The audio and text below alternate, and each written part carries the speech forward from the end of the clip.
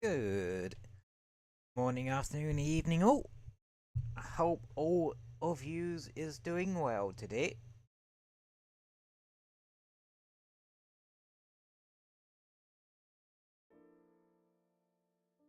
I am doing alright. Like,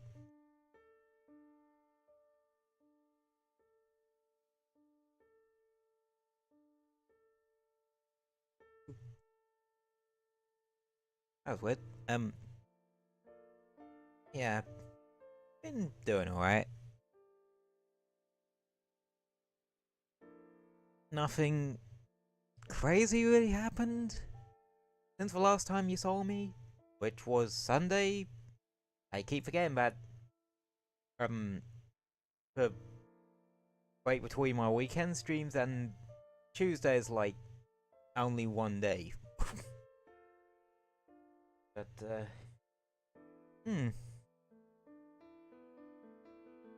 tend to forget things like that when I had actually gone used to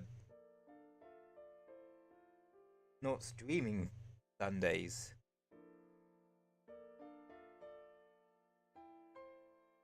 But in a way, I've also gotten used to streams. It's kind of weird, you know?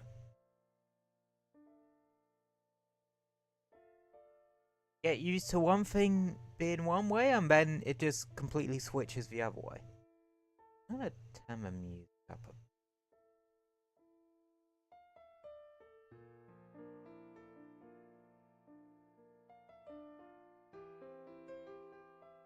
but,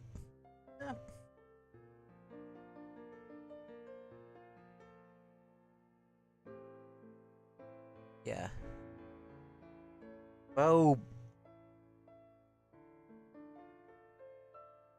as much as some things change, some things just kind of stay the same. It's, weird ass paradox or some shit like that. I know, I'm just kind of talking out my arse right this moment, aren't I? But,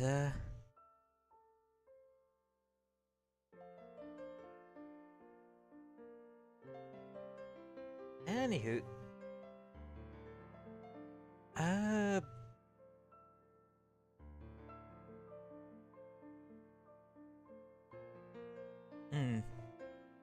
oh yeah, the poll I put up on both Twitter and YouTube, thing tag. Y'all wanted me to replay through Super Metroid.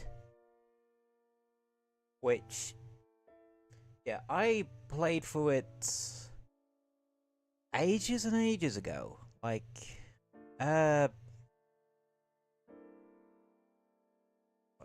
can't remember if it was last year or year before. I think it was likely year before because I was still using my 3.0 model for it during that period of time. So, it was a fair while ago. But since then, I've given Castlevania a bit of a shot, and I've played through the entirety of Metroid Dread, and even tried out a bit chunk of Prime 4.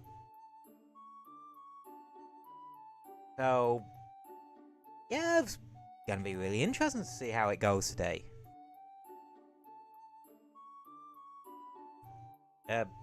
I also gotta remember not to turn on the game audio until we're off the main menu screen, because I think we did have a bit of trouble with copyright last time, because apparently someone decided to do a rap with the main menu music of Super Metroid as a backing track. And copyright something. So now Twitch picks up. Twitch's copyright stuff picks up on it. Which, yeah, like, I'm surprised Nintendo never jumped up and down on that one. That's it. Yeah, it's just kind of how it is sometimes. People find some weird loopholes to exploit.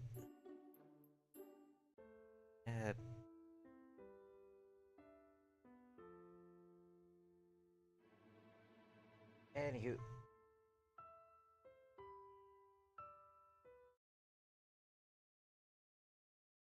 Game is loaded up.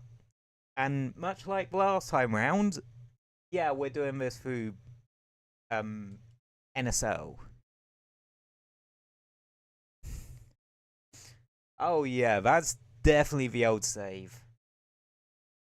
Huh. What? At least a save?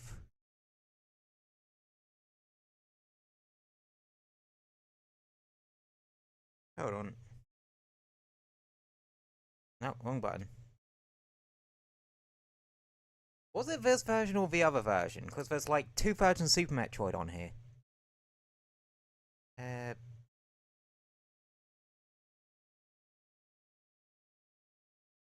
Okay.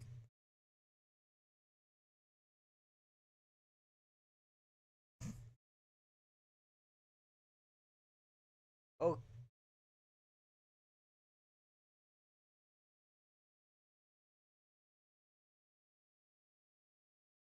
Oh.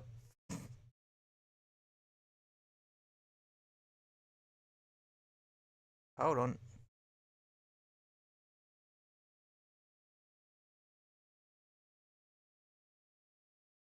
There's no way.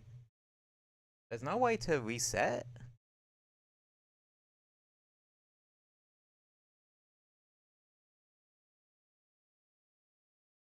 Hmm. Well, I'll be damned. I'll be damned.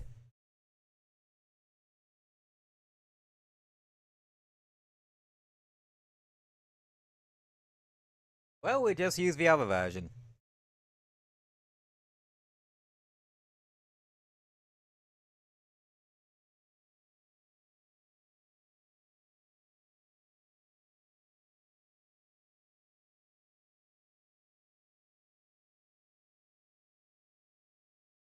Okay. Special setting mode.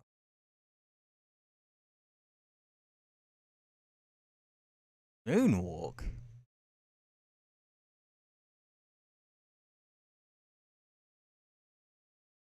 Okay.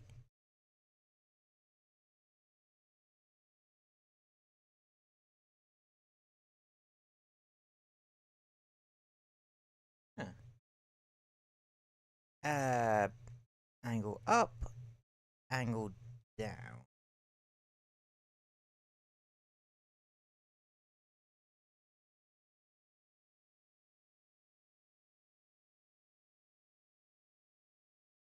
Yep, that's about as good as we're getting.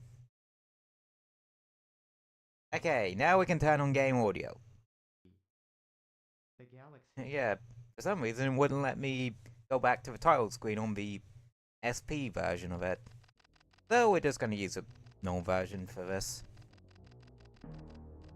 Yeah.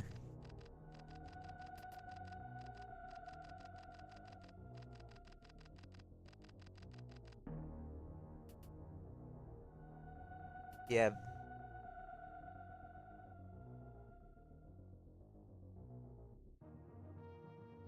Super Metroid is quite the iconic game.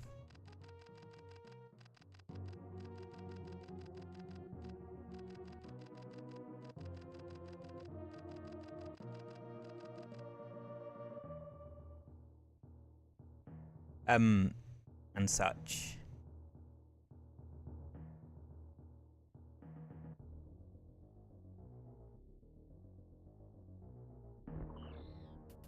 Which, yeah, without it, the Metroidvania genre wouldn't really exist.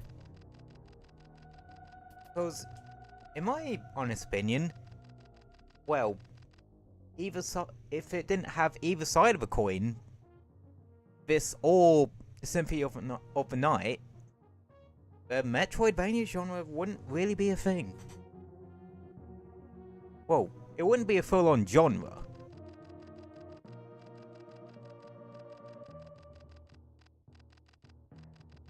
Tales of Metroid might be punished for the good of civilization. Yeah, I might have never played Fusion, but I know exactly what goes on in some of that game, and yeah.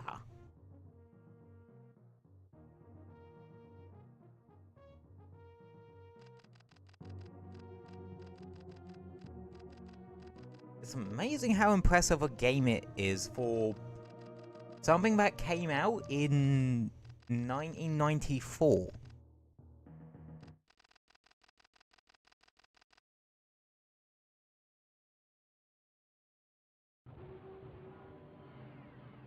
Also, I don't know what's the difference between this and the SP version.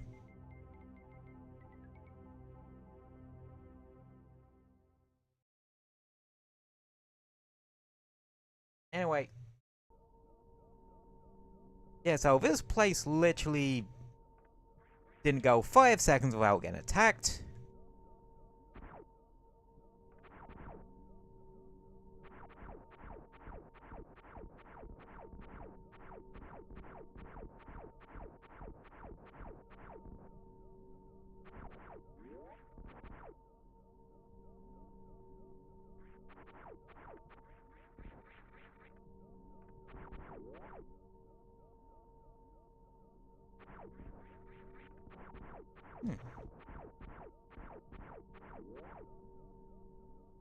Yeah. Ooh, it's the thing from the title screen now, all broken did it.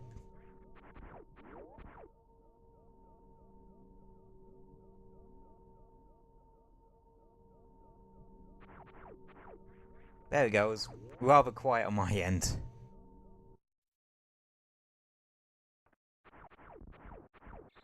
Is this just a rather quiet game in general? It's the baby.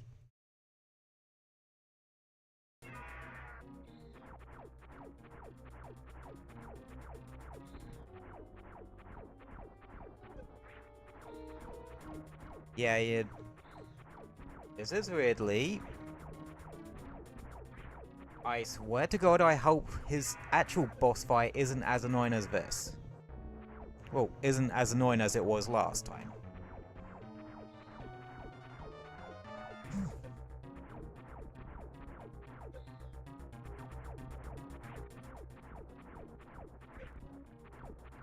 Yeah.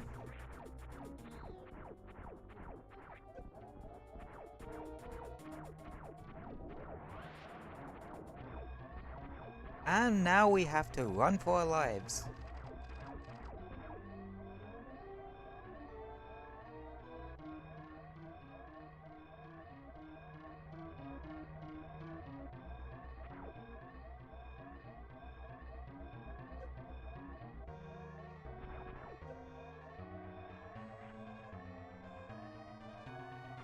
Yeah, I think this is the only Metroid game to have an escape sequence at the beginning of the game.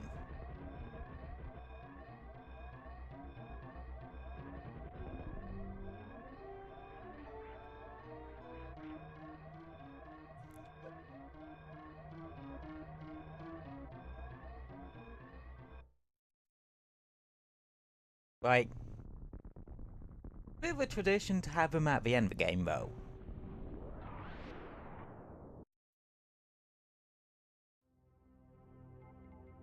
Planet Zebes.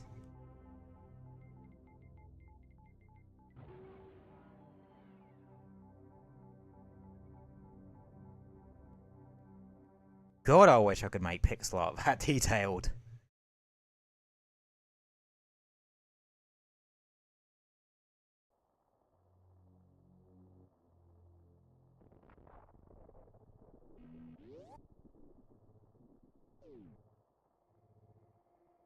Bet. You know what's supposed to go? To the right, you're supposed to go to the left.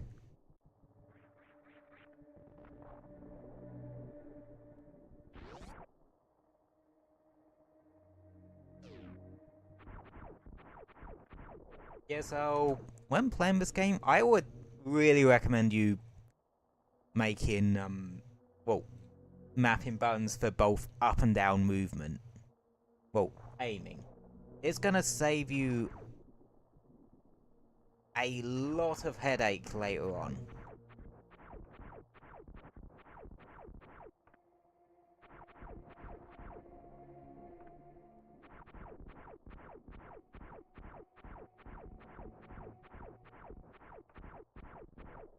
Well, this moonwalk feature is interesting.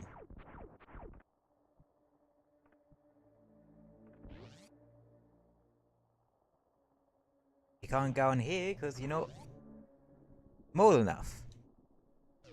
It's like you must be this high to go on this ride, but in reverse. And the old escape chute from the original Metroid.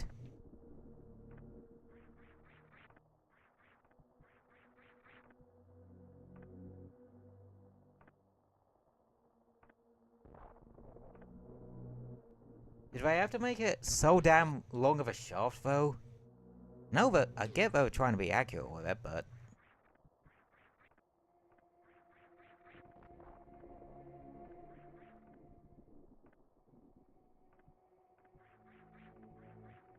To be fair, I'd kind of recommend Super Metroid as a starting on point with the series.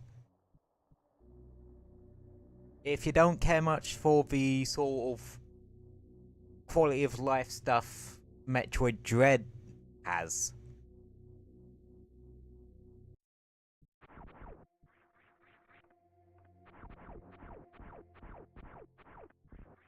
Anyway, our first power-up. Good old Morph Ball.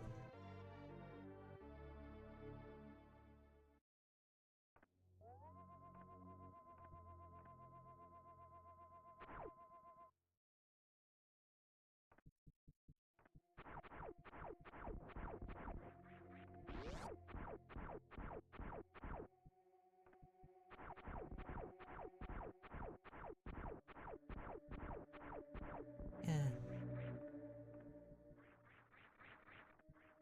I wonder if I can get the wall jump to work a bit better now. Well, this time round. It was super easy in Dread.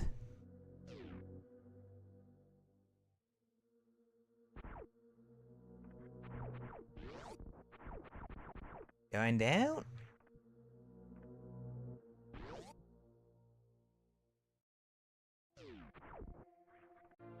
Missiles.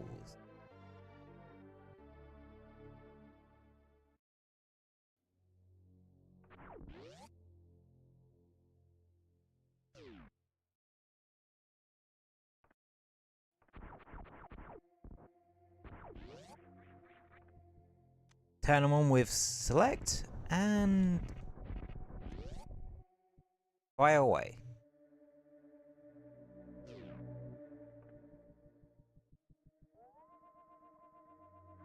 There's a second missile tank in here.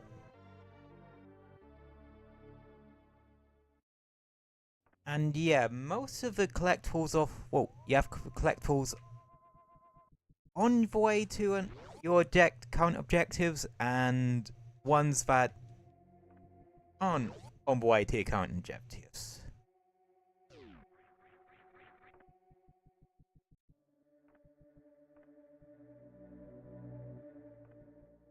Yeah, there's nothing more down here for us at the moment. So let us go back up.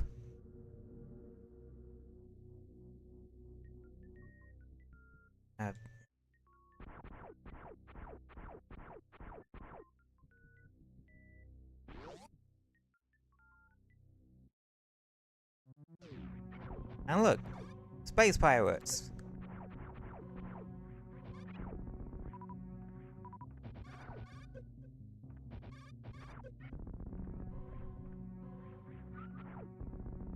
I'm going to be taking tons of damage because I suck at avoiding damage in these games.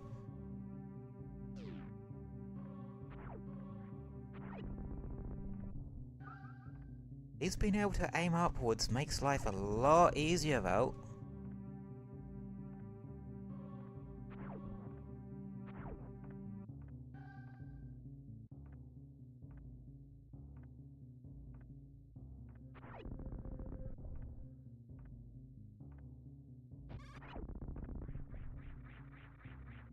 Yeah, believe it or not, you're not gonna actually see space pirates for a fair while after this particular room.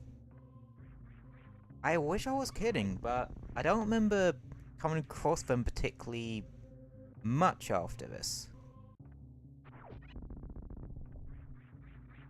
If anything, it just teaches you that aiming up is a super useful thing to learn to get used to.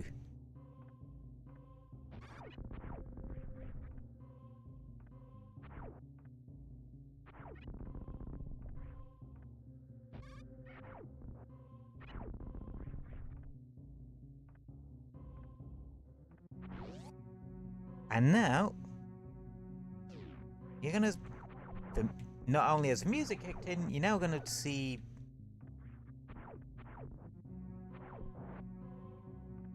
plenty of other stuff. Anywho, we want to go this way if I remember correctly.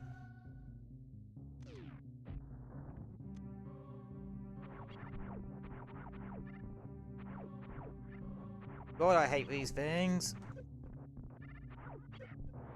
Nope.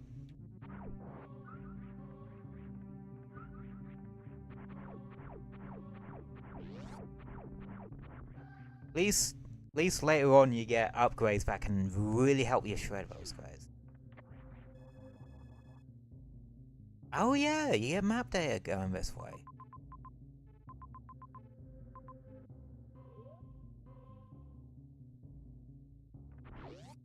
Also, all enemies respawn. When you come back into a room.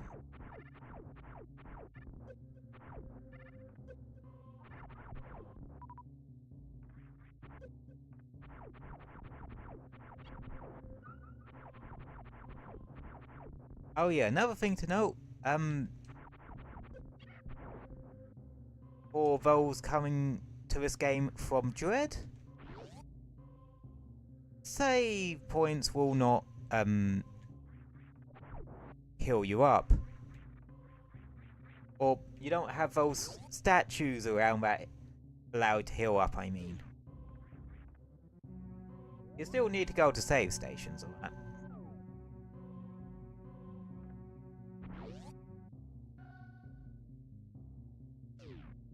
I believe you can't actually go this way yet either.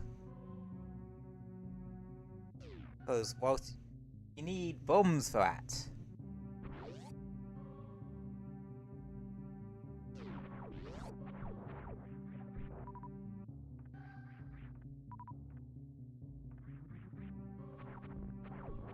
Oh yeah, these guys are invincible, you can't actually do damage to them. They come in handy with another upgrade later.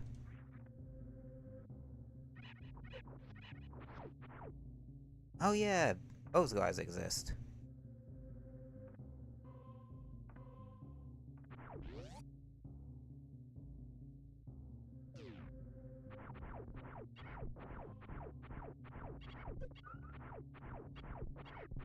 Yeah, use this opportunity to refill any missing energy.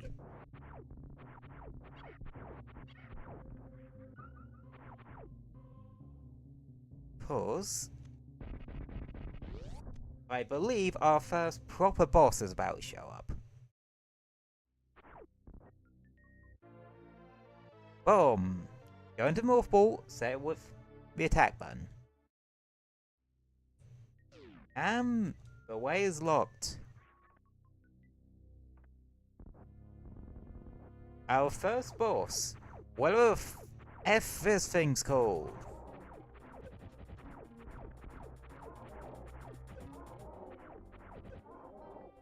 God.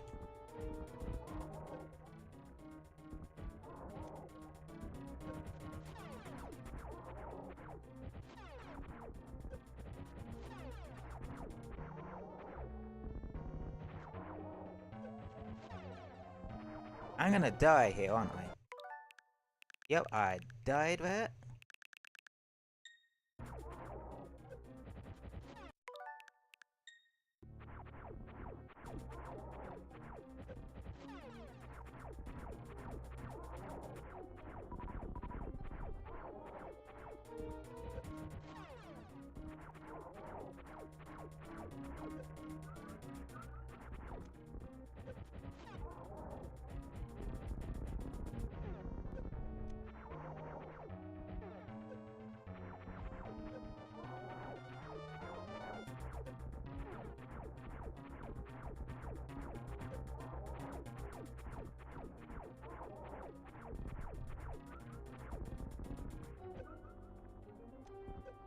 But no, what am I doing?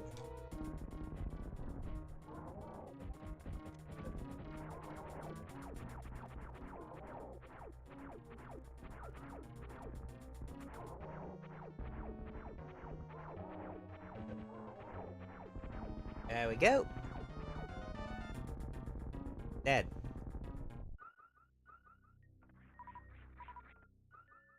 Yeah, this kind of tells you that you need to watch your ass at every second of every moment, otherwise you're dead.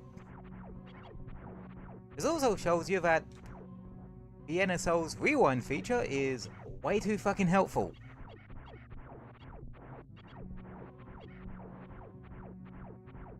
It's weird, I went an entire playthrough without knowing that this was a toggle thing you could toggle on and off. Huh. See. You still can't go to the right from the ship still. Instead, you got right we can go before, cause there was a block there. But also, your only other option for proper progression is Windstar. So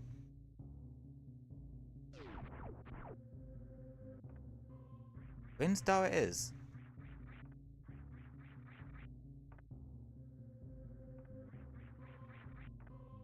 Come on.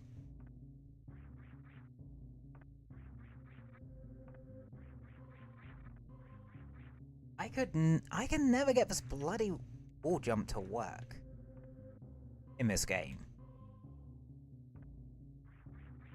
And it seems like nothing's changed.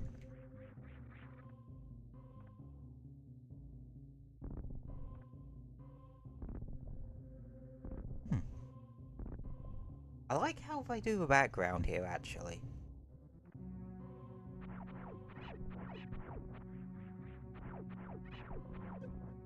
How, it's just two colors?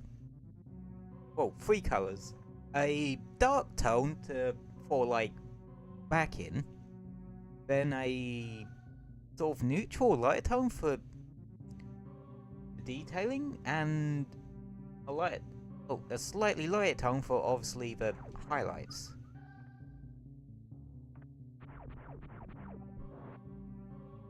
Ow.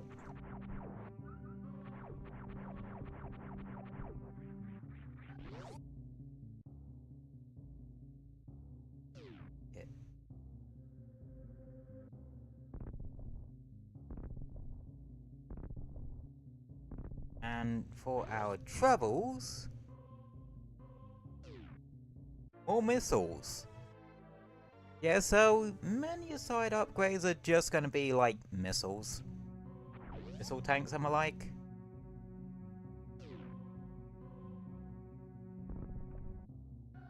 Oh yeah, bombs can also propel you upwards. It's used quite a bit in this game, because the ability to jump whilst in morph ball form is an upgrade in this game, rather than a default. Like it would be in...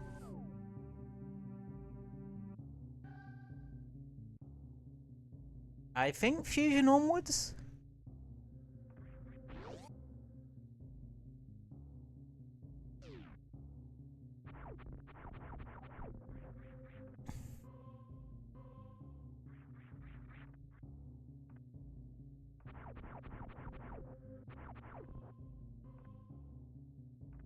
Anyway.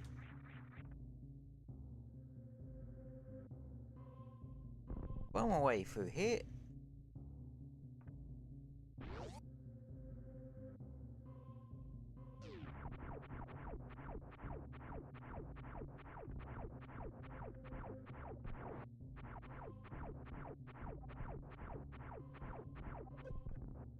Plenty of enemies here, you gotta be careful of.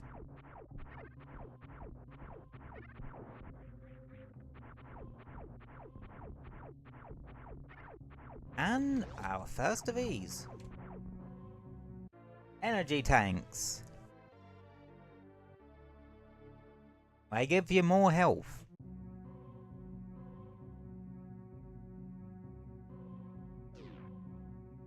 Huh. Turns out you do actually see more space pirates early on. Maybe it's after this point that you don't see them particularly often.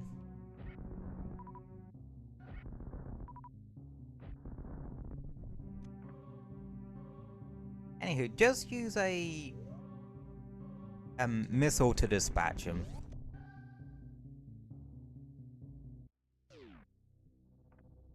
So, oh yeah, this ominous ass room.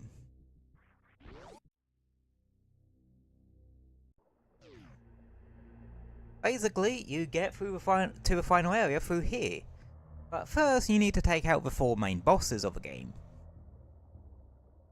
Braid, Phantoon, whatever the underwater fish thing is called, I can't remember, and Ridley.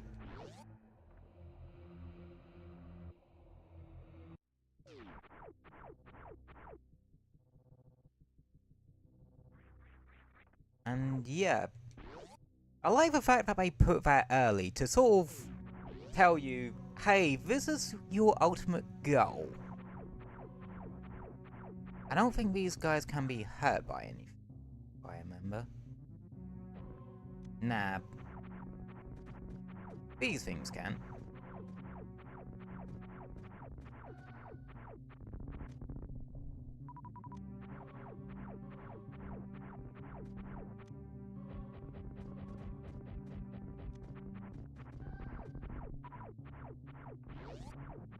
Anyway.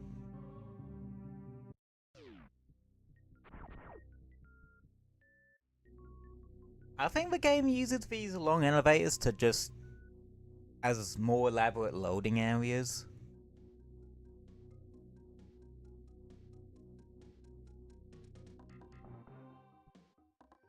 Anywho.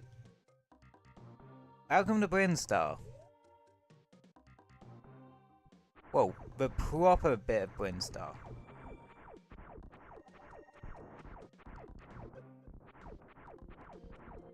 Yeah, Metroid loves having leafy, overgrown areas as its starting point. Oh, these doors. These kind of doors mean that you have to kill everything before you can move on.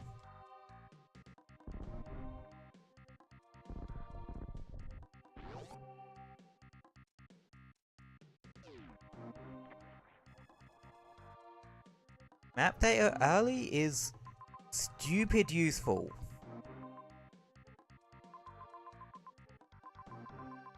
Ontario is the area where a ship is. The bit of Brinstar we saw earlier is the bit in pink.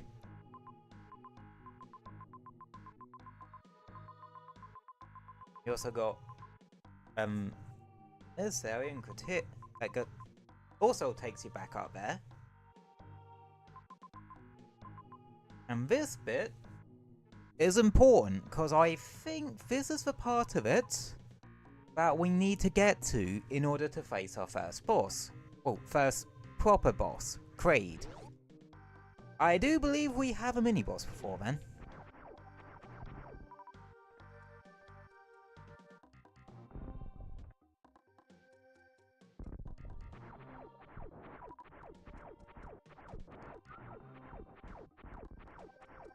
Now that we killed anything there, that opens up.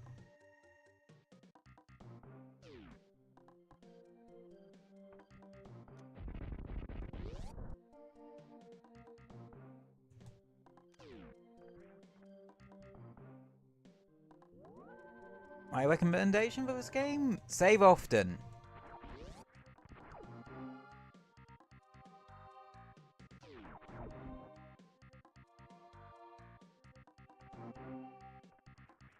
Save often, don't be afraid to check dead ends.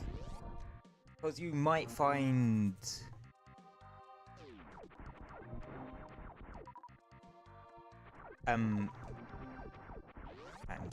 These pipes just exist to throw enemies at you so you can refill stuff. Oh yeah.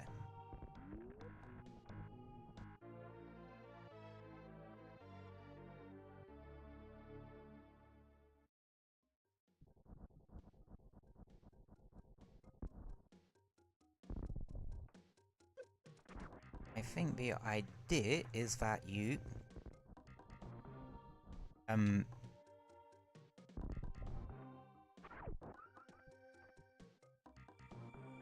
try to run cross that, but you don't have the speed for it.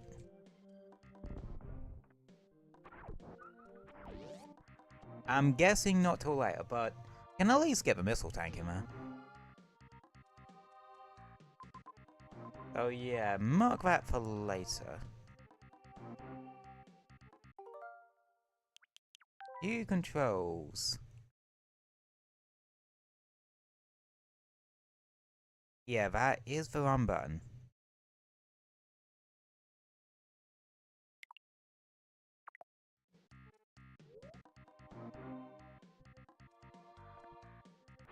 Oh yeah, if you've unlocked a door, you don't need to waste missiles on it again. Okay. There's something this way?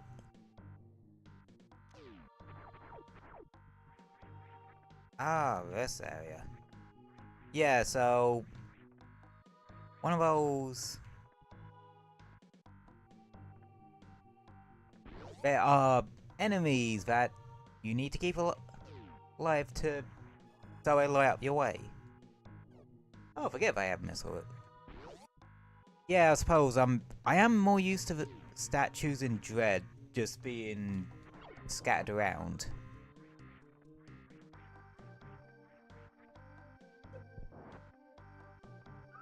I'm actually thankful that my muscle memory has kicked in a little bit with this game.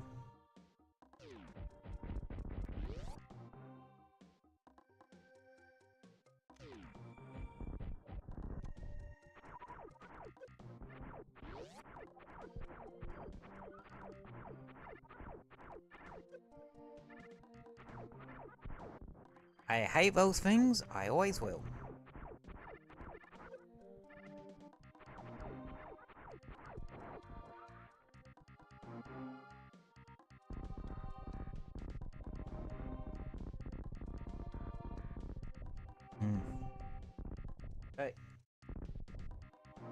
Yeah, you're gonna be indiscriminately bombing everything. Unlike in Dread, you're not really gonna be able to see if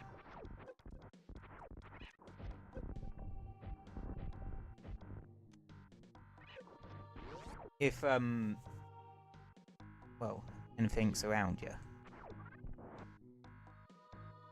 Ah, here we go.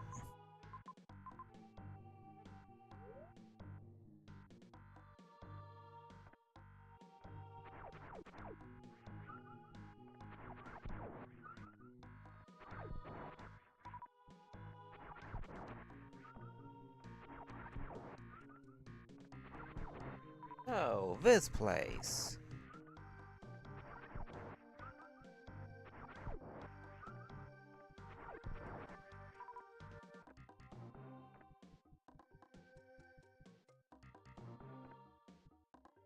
Yeah, so you can't touch that room for ages.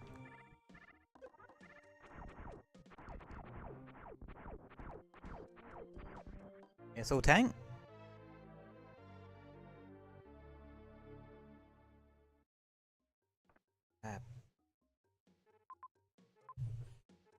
So, trying to remember which way you go here.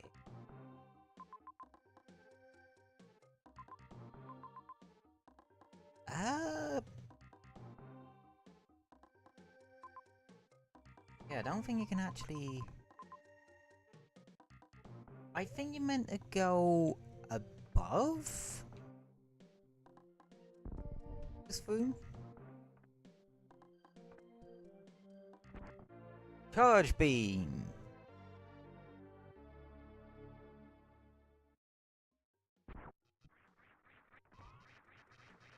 Allows you to, well, charge up your thing beam.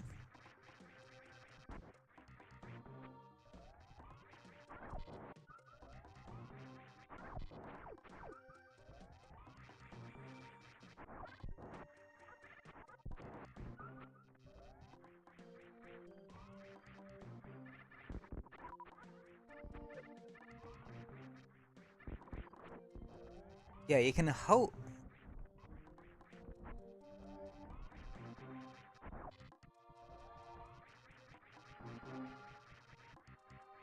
You can hold it and... actually do damage to whatever you collide with.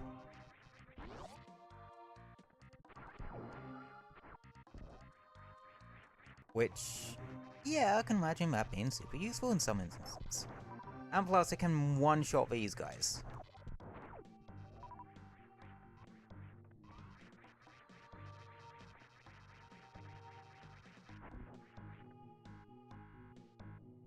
Okay, I'm gonna see if I can...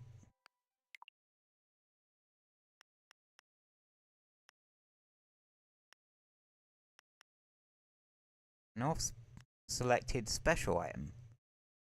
Oh, you press Y to turn that off. That's actually pretty useful. Hmm.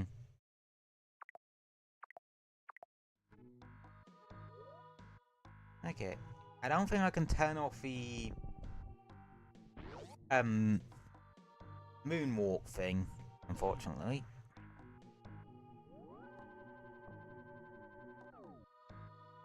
It really helps to know about where you're going with this game.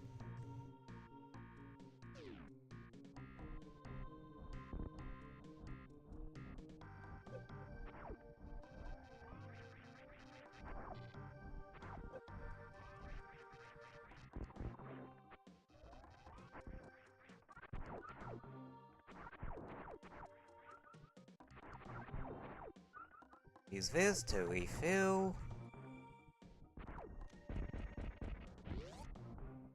And...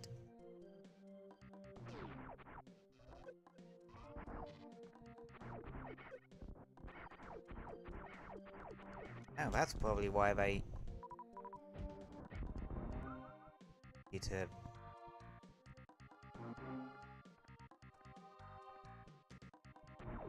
okay, yeah, so this means there is a boss here. Huh. It's my Wim version I've originally played, because I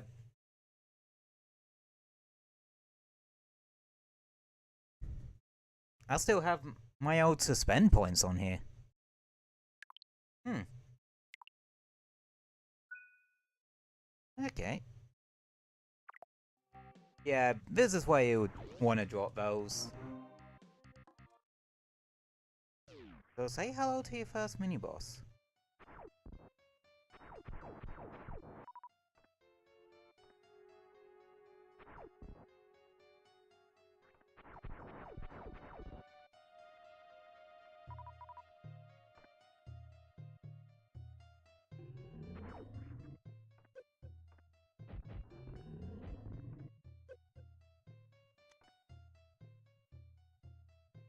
Guess I'll just hang her out down here till it opens up. Then open fire.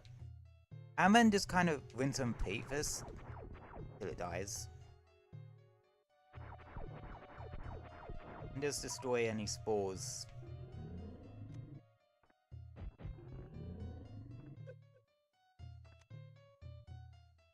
Don't panic if you take damage. Like, or run out of missiles.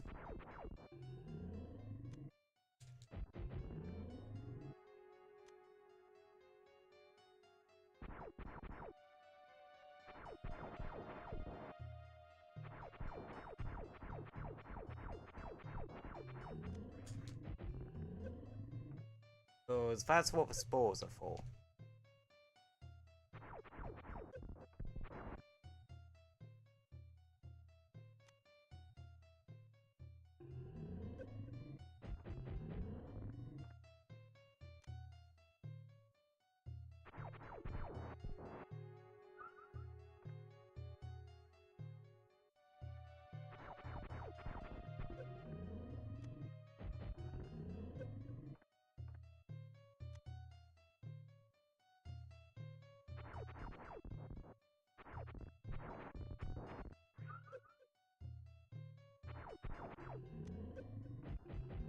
There we go. One mid-boss defeated.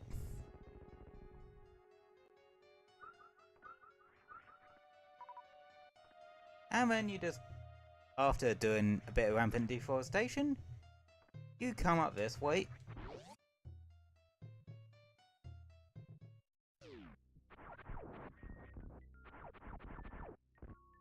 Now you have to go down here.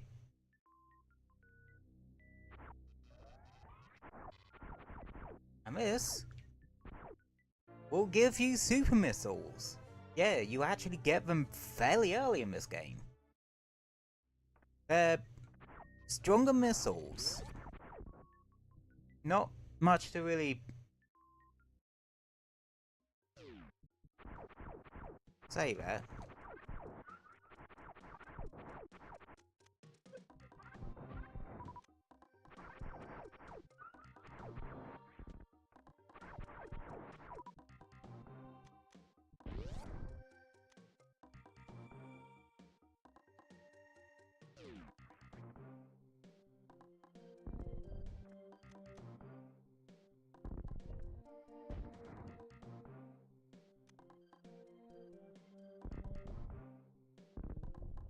And boom, you're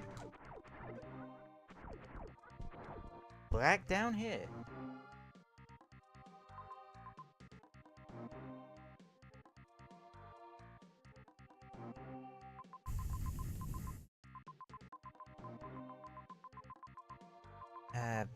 God, how do you get down to North Air?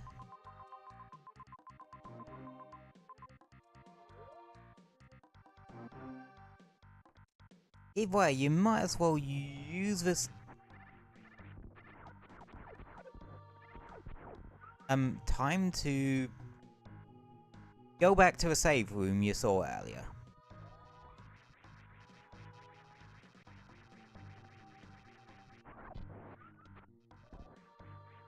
Unless there's... No, it doesn't look like there's another one that way.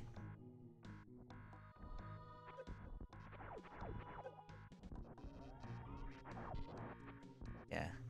I think you need the super missiles in order to get down to North Air anyway.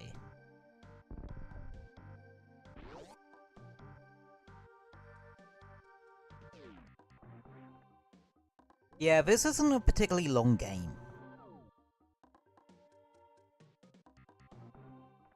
I'd say something like Dread is like twice length, at least.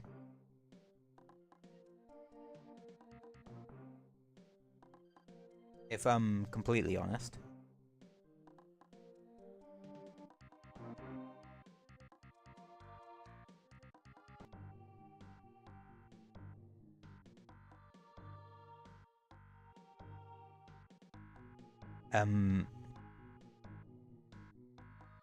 So sorry about that. Just random disconnect for no apparent reason.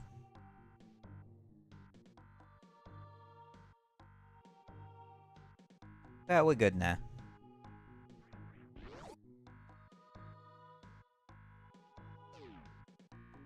Alrighty, where's our next point of order? Down. We're not going to be able to go back up to Criteria by that long shoot.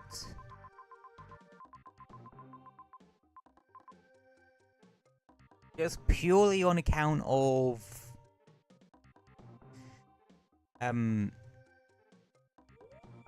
I believe that's the shoot where we would need the ice beam for.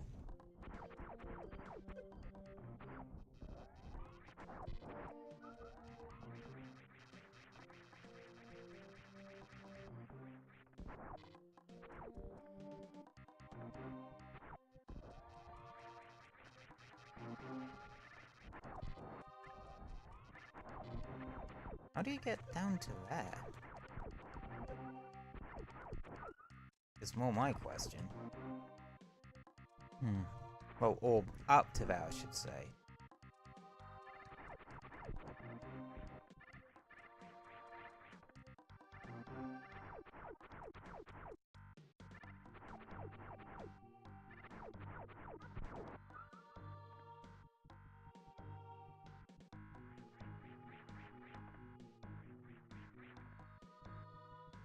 If I had to make a educated guess,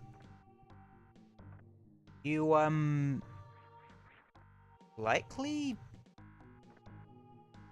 shine spark up there, because I think this is like long enough of a thing that you could get enough juice or a speed booster to be able to go up a shine spark, or if you're good with wall jumping, you could go that way. But the wall jumping in this game is super finicky.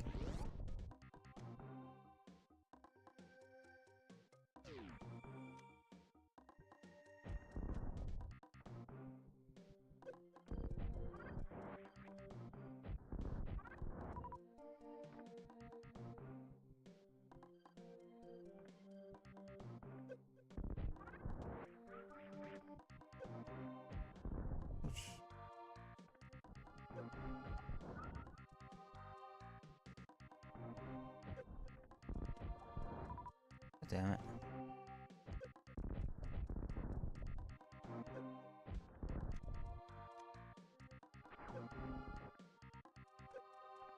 Stop.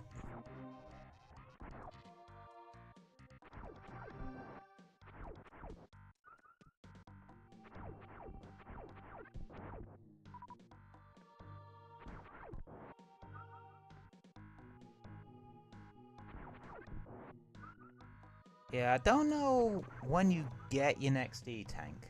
I think it is either... I think it might actually be just before the crate. Oh yeah, these one-way gates. Yeah, they're essentially meant to take you one particular direction.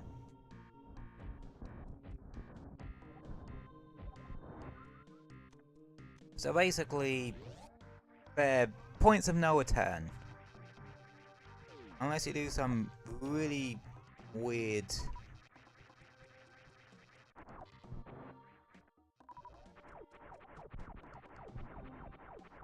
Yeah.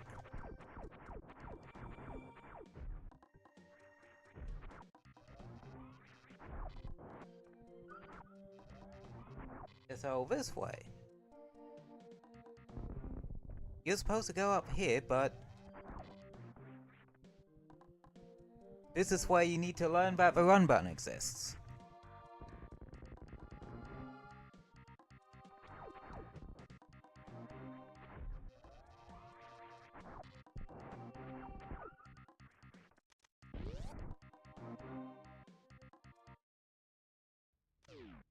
And now we're in this part of Brimstone. You can't actually get up here without the high jump boots, I believe. And then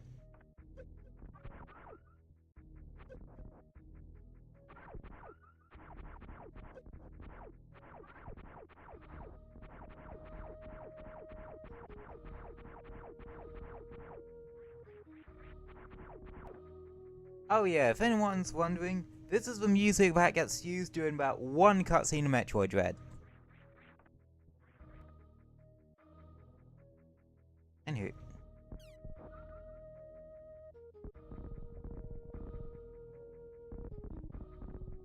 Yeah, it's supposed to go this way. And this is the shaft that you would need the ice beam to get back up. Because that's what those things are for.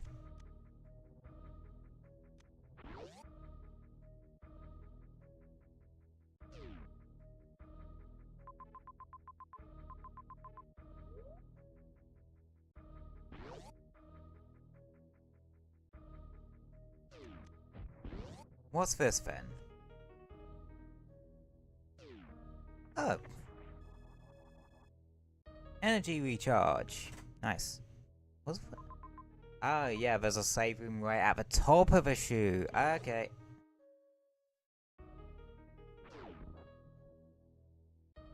Man, it's amazing just how much this map I do remember.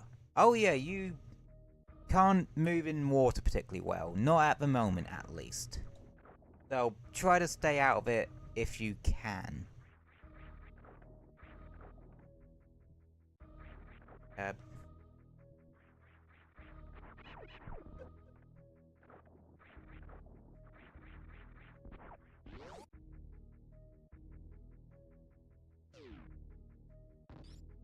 God.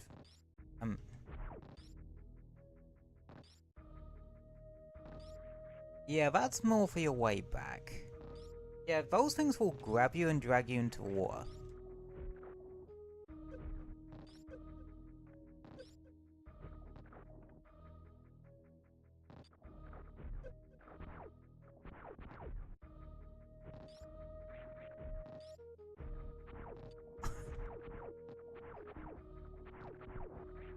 There we go.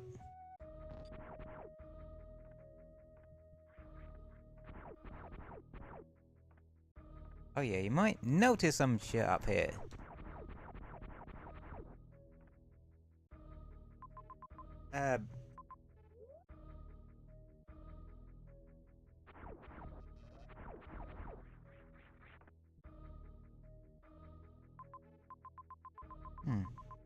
I don't know how you can actually get up there. If I had to make a guess, like the bit at the beginning will allow you to get up there.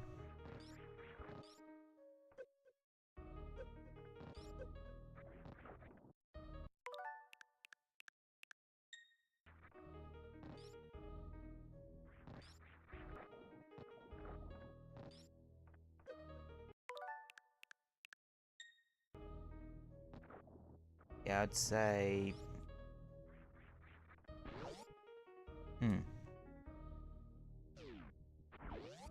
Oh yeah, this little tunnel.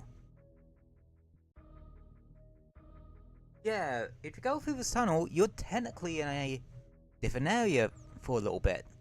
Remember the spot, it comes up later.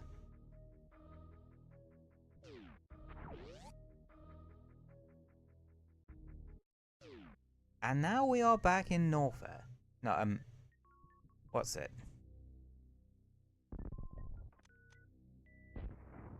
So you have this area, which you can't get to.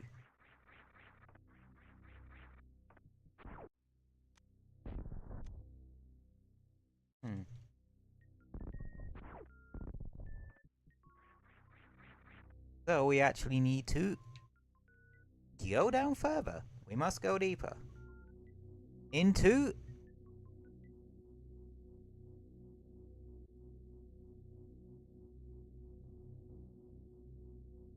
Norfair, the hot volcanic region of the game.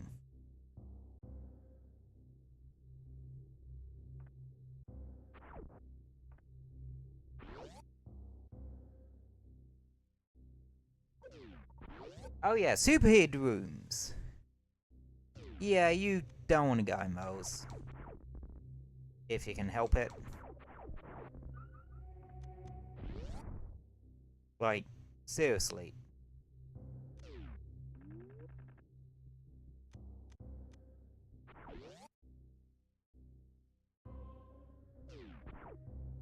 I wonder if...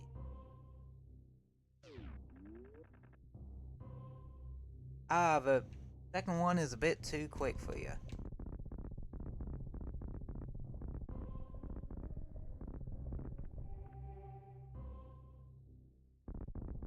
So it's a sort of, you want to come back here later. Okay. We can't go through that.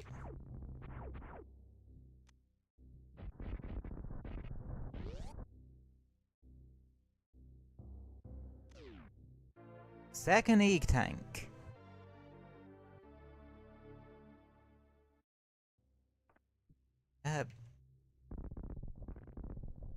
Yeah, and you can also go down here.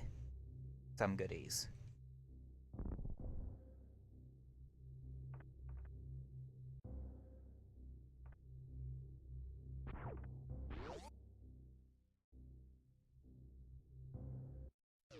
You know what I said about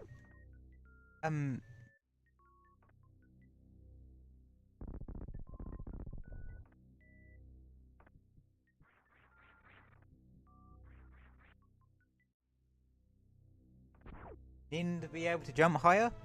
There you go, high jump boots. You're welcome. They do exactly what you think. They allow you to jump higher.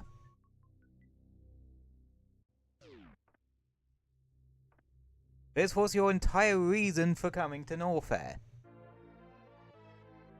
To my knowledge. Like...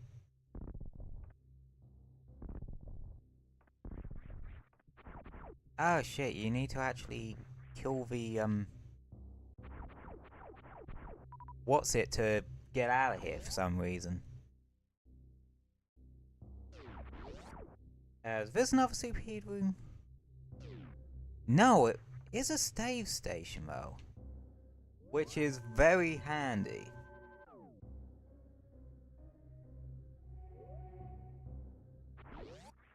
Is this a superheat room?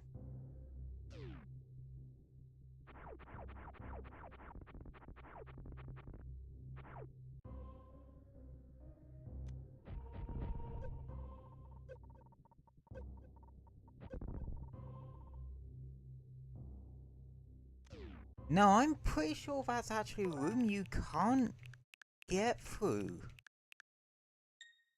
Because, those little shits are in the way. Not until you get a particular item. But for now, we might as well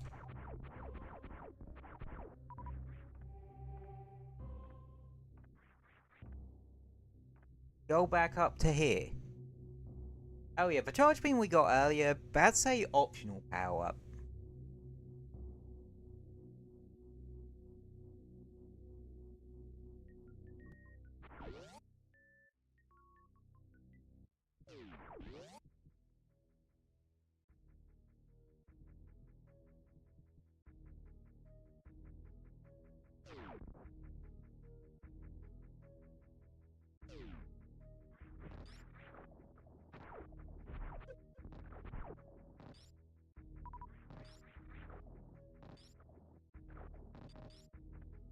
Nope. Piss off.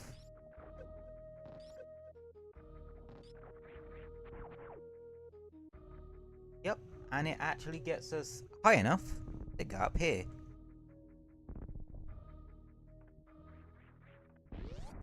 To get another item. Spazer.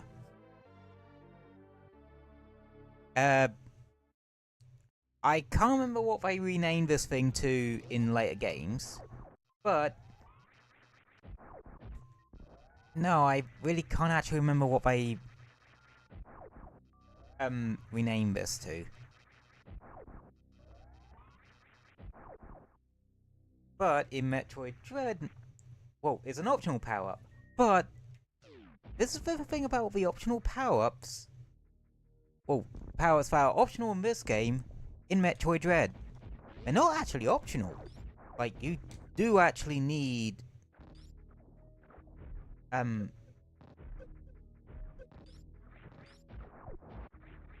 charge beam and the spazer. Oh. Or whatever it's called in that game.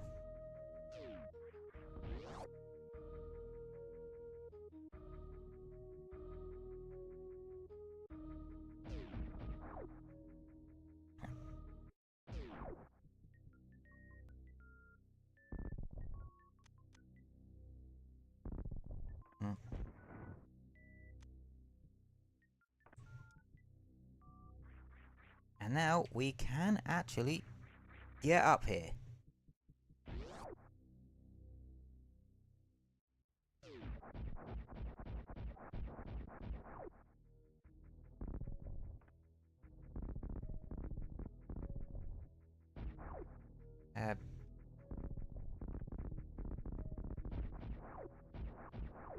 I think you're definitely meant to get up here, but I can't remember how.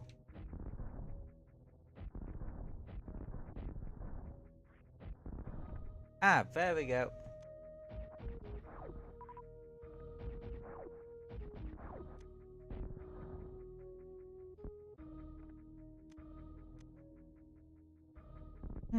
I think you're meant to go in there and after you've taken out Kraid.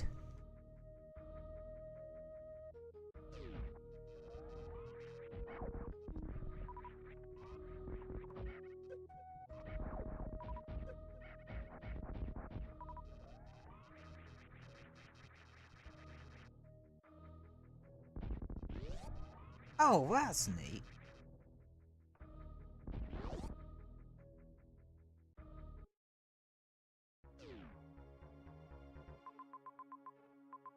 Oh.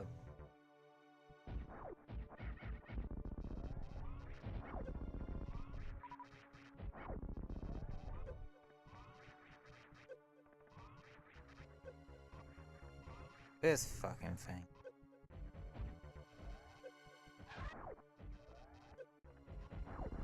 Mini Kraid.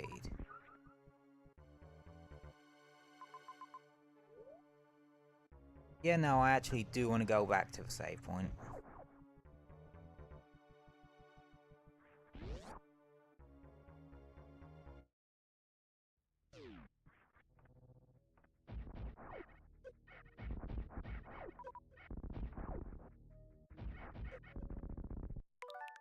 I regret actually going now. So...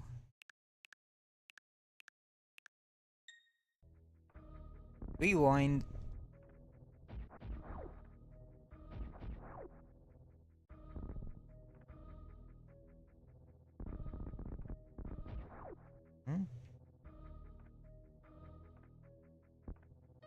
Ah, there we go.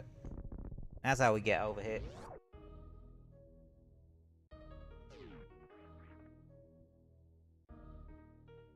Save room. Yeah, I love to see him.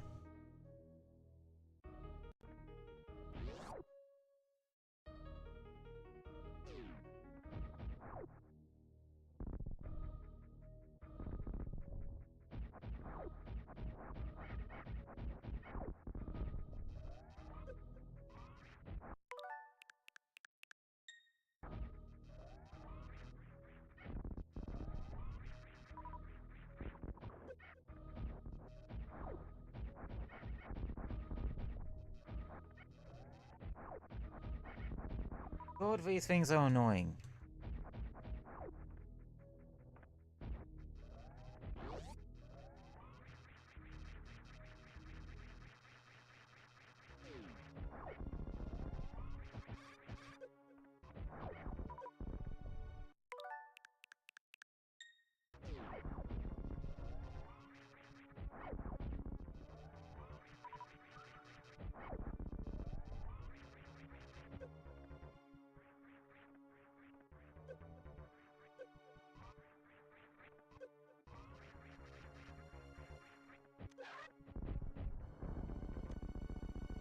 Yeah.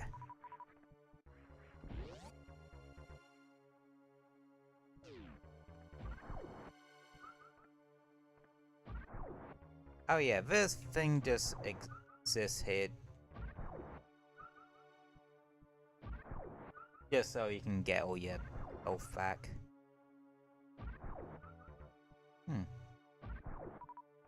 Why does it look like it should be something up there? Oh, that's because there is something up here.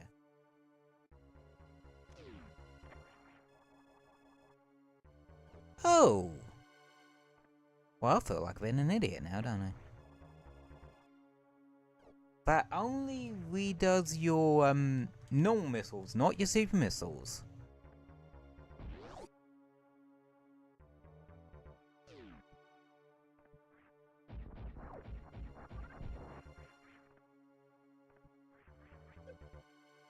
So yeah, this is the only human body in the entire game.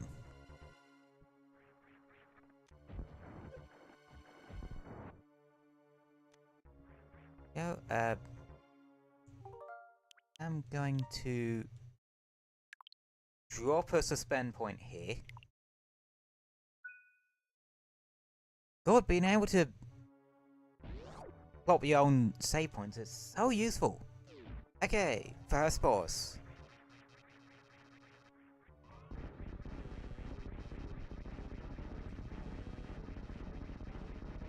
He rises from the earth and actually likes the ever-loving crap out of me.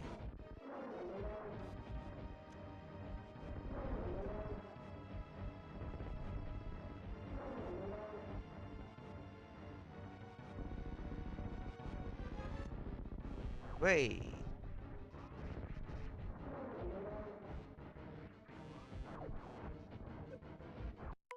Dang it.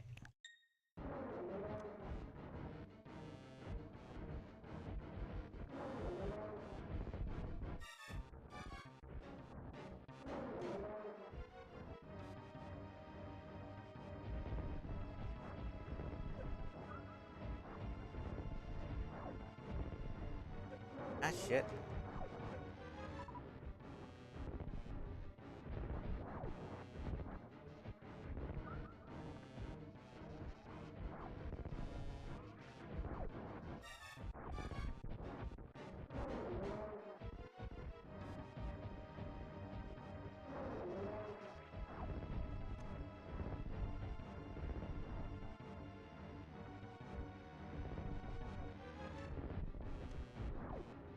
Shit. I did not mean to use my super missiles like that.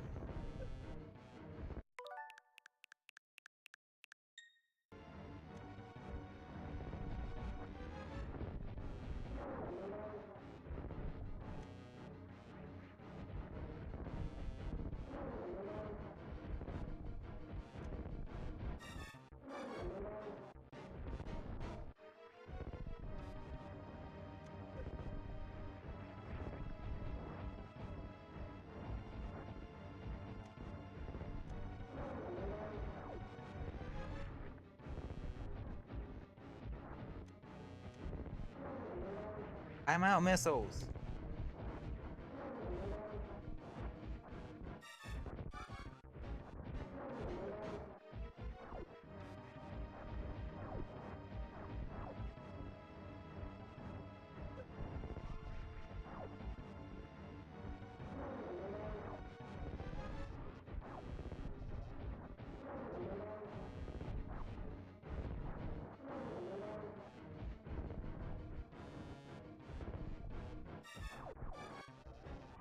Yeah. If I'm in Dread, you probably won't have any issue. Ah, shit. Well, I say that, but you saw what just happened.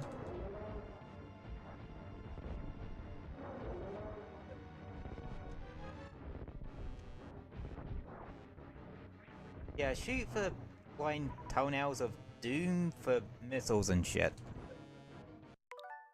Watch out for those, though.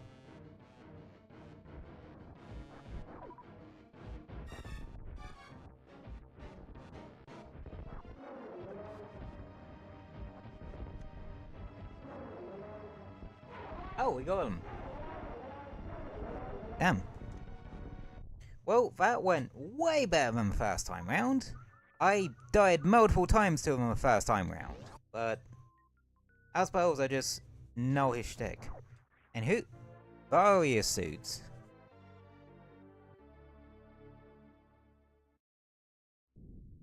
The iconic look is back. Warrior suit. What this does is allow you to be able to go into superheated areas. It is stupid useful.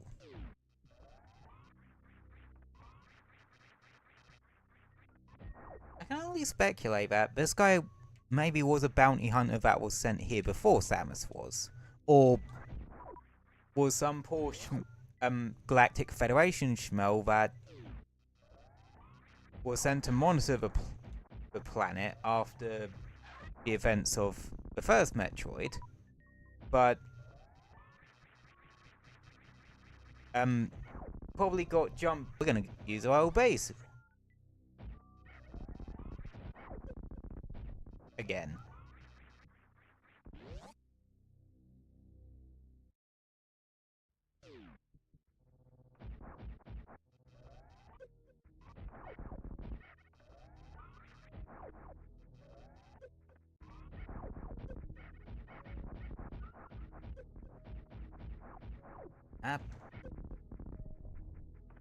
I don't remember them ever having a spin attack. Just straight, I don't remember them having a spin attack. Spooky. Well, might as well live.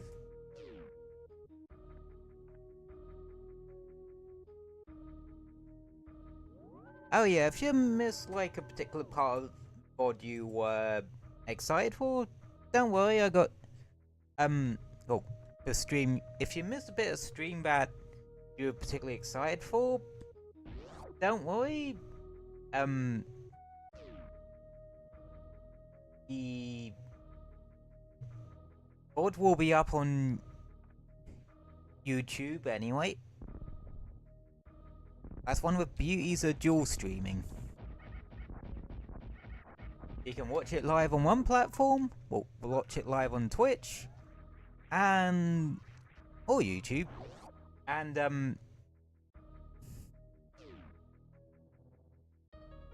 go grab the watch the rest of it via VOD on YouTube. Oh yeah, we can now go in here. Oh god. Get off, get off, get off. Oh, you can actually kill these guys, Huh. I did not know that you could actually kill them via... What was the point of this room?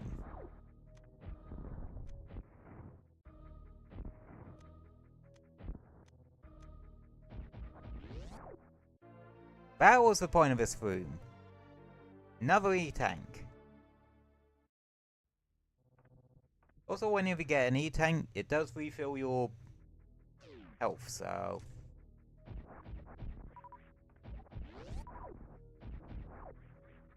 Yeah.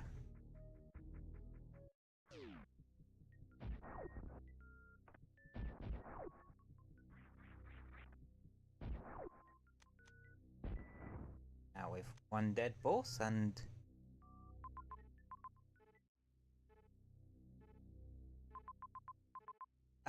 to get to that area we'd need Ice Beam. Anywho, we can now properly brave the depths of North Star.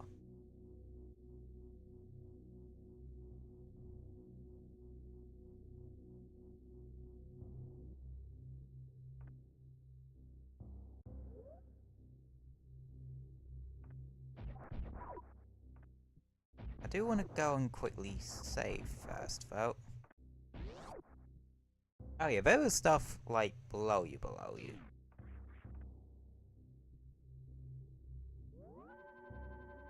Like I said, save often. Anyway, how are you guys anyway today? I know now how to deal with these guys.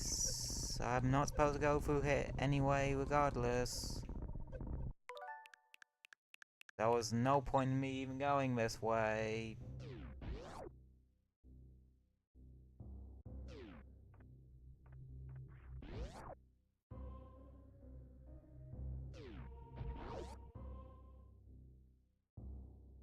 No, that was just where we got the high jump boost. The knee tank.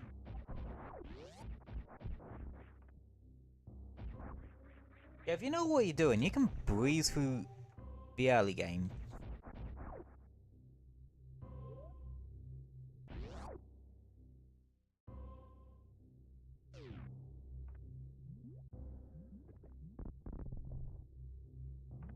And yeah, we can now go in here without being burnt alive.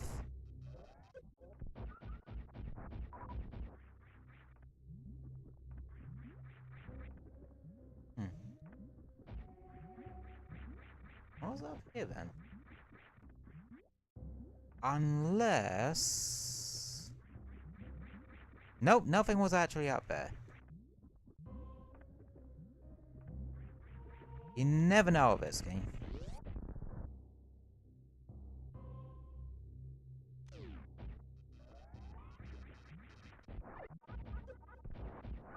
Volcanic areas pose not a problem. You still can't touch lava though. Like, you do need the gravity suit for that one.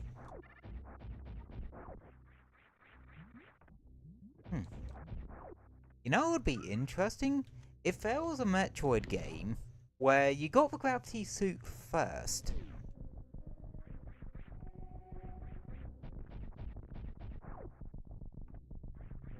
Oh. This one.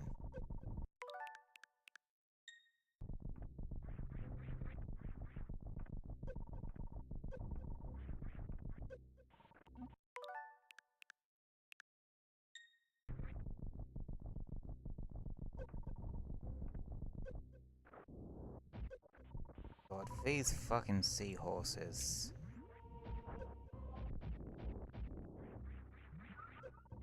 Ow. Nope, bad.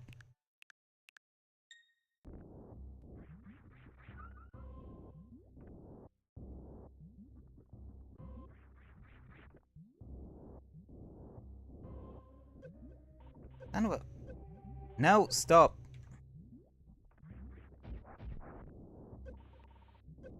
Stop. Well, that was, thing. I believe this goes to a save room.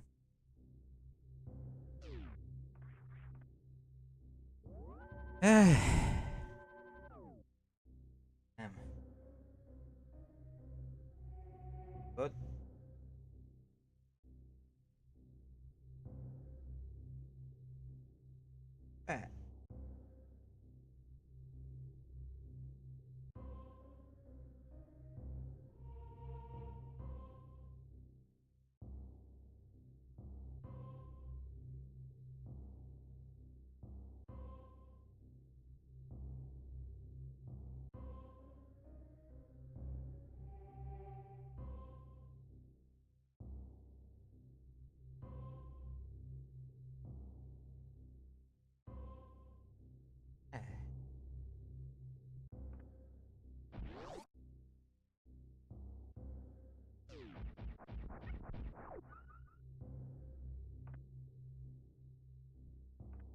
Uh, Correct me if I'm wrong.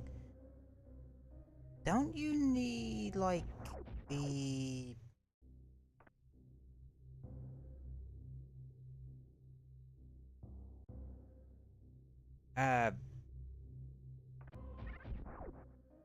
What's it? Oh god, where am I going? The...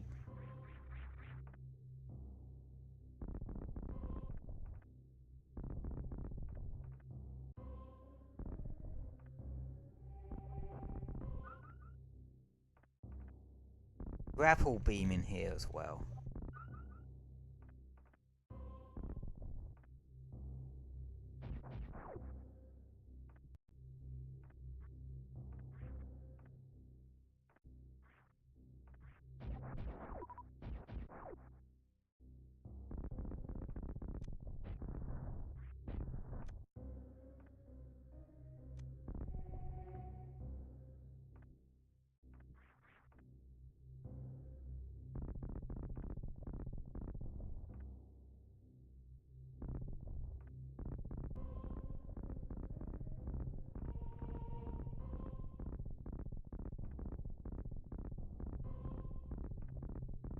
I'll have to come back up there later.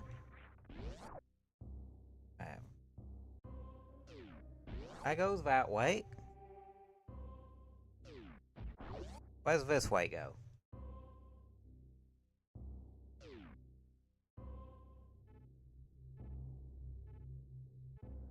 Oh shit, yeah. No, I do want to go back up there. Cause that opens up a shortcut. My knowledge.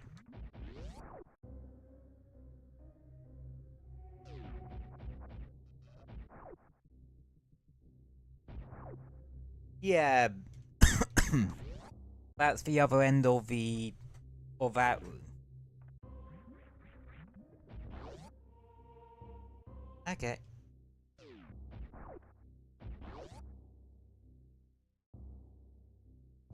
In that case, guess I'm going down here. Please be a safe room.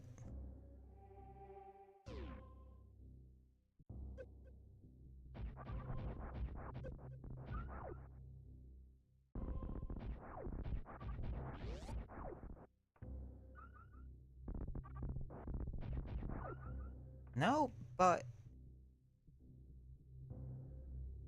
Excuse me. It is a free energy,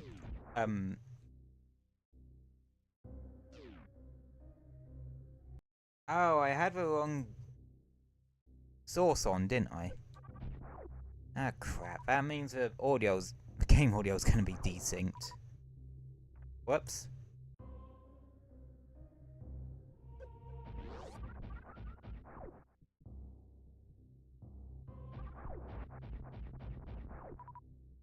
Okay, that'll do.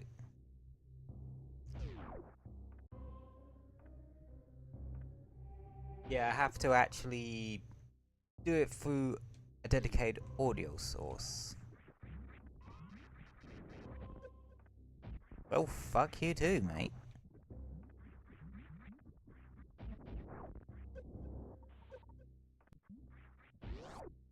Right, save room, please. Not a save room, and rising lava makes me nervous.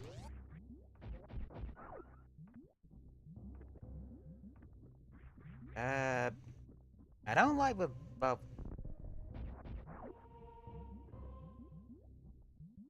okay then. Yeah, that is a complete dead end. Okay, bubbling lava death room it is. Run.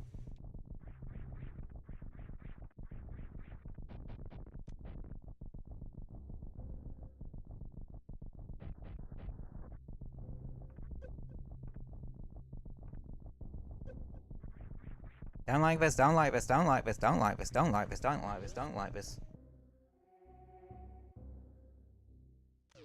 Thank God.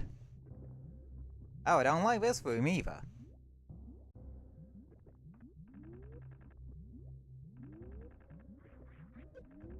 I don't like this room either.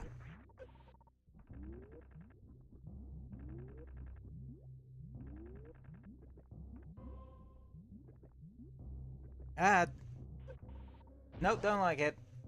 I did not like those rooms. This better be something good. Fucking seahorse people!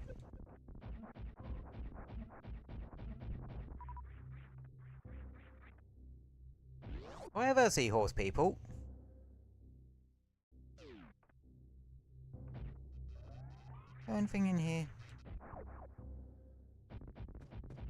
Or is it more seahorse people that want to eat my flesh?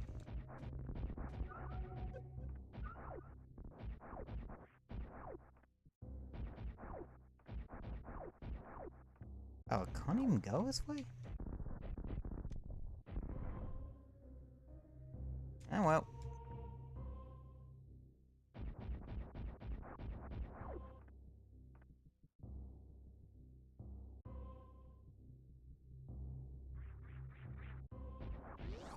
Oh, that requires some degree of platforming, isn't it? I'm gonna need to do platforming, aren't I? Shit. Whose idea was to put platforming in a platforming game?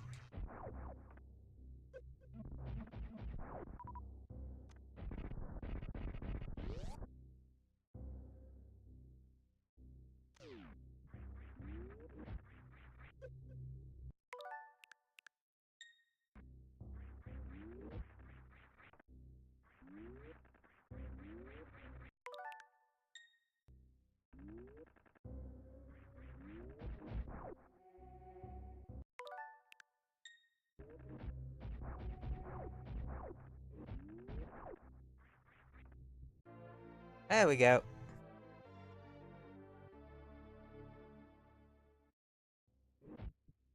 Oh, I do need a grapple beam for that bit.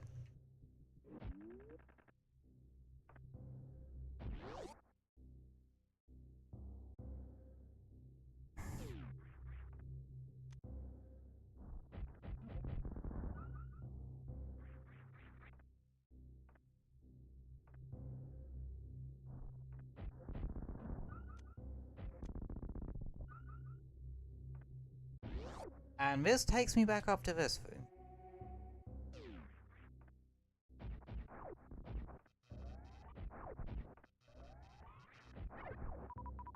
There's another grapple beam area.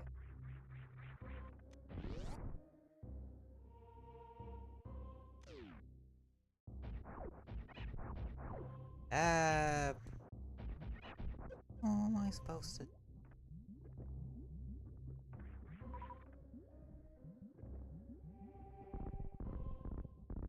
Oh, I suppose I'm going up there.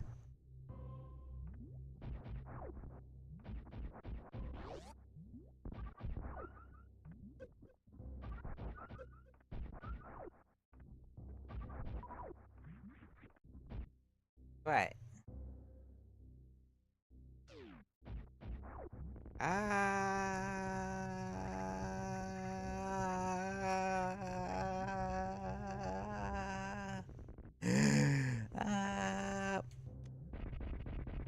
Okay, run's over.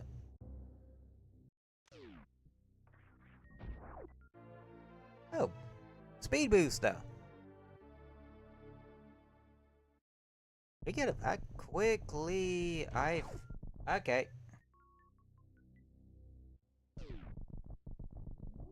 Whee!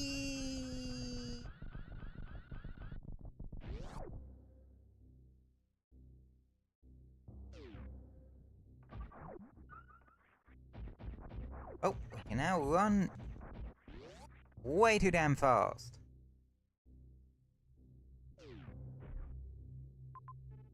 Which, that opens up quite a few possibilities.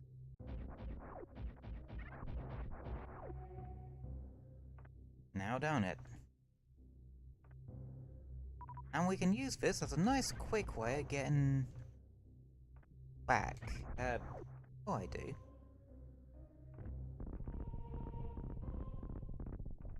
There was a tank, missile tank down here that I want.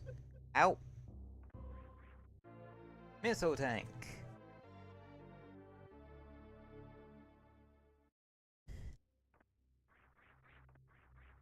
I remember having a tough old time with Ridley because I didn't have enough of these. Not making that mistake again. Also, I am saving, but I also need a pee. So, yeah, I'll be right back. Have fun with Samus death staring at you. See you in a sec.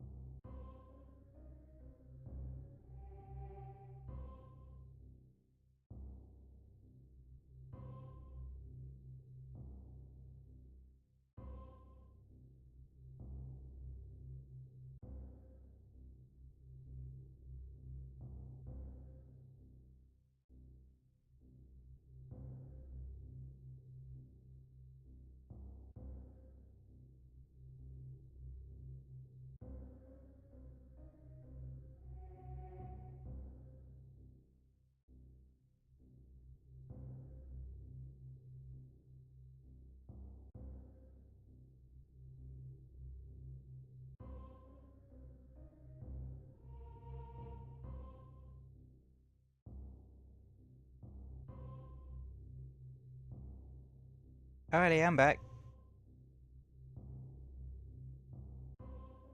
Oh, wrong one.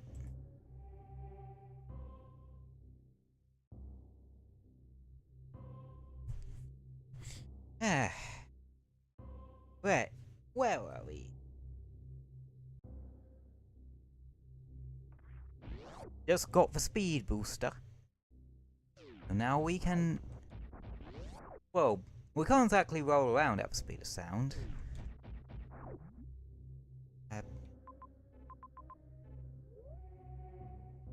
Actually, no, we're going the other way.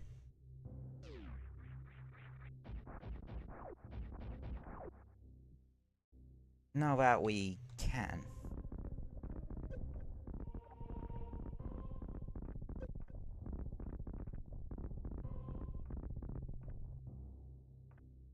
Right.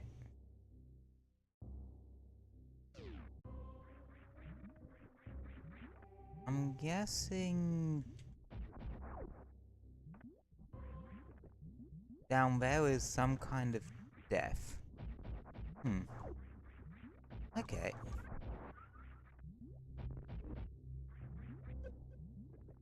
Yeah, nothing for us now, man. Alright. Do do do do do do do do do do do do.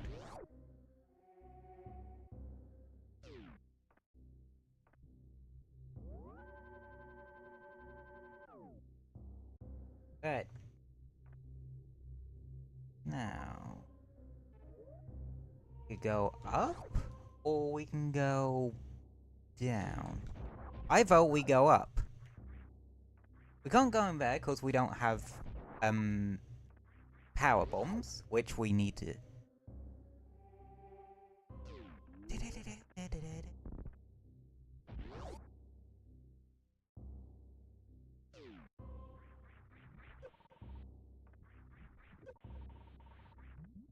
We have enough health, we can bullshit that.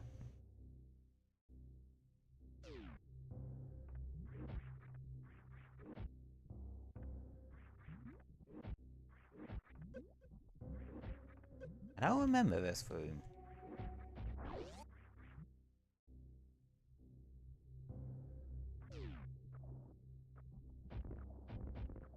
Oh, yeah, we didn't need to come this way, actually.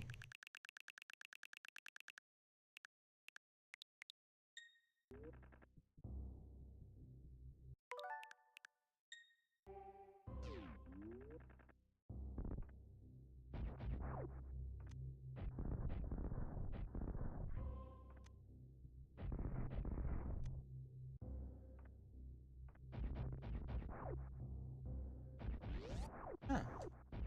Yeah, there's literally nothing up there. Okay. Never mind. We're going down, I guess.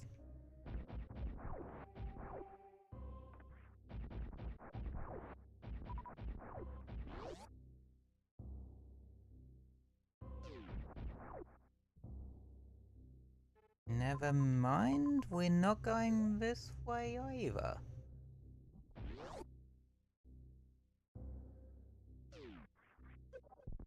Where are we gonna go?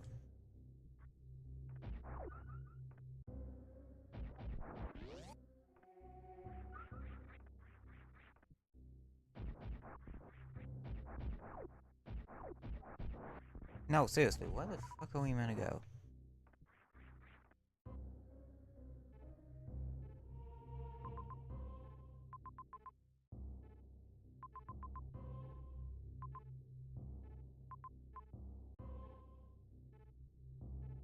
Hmm.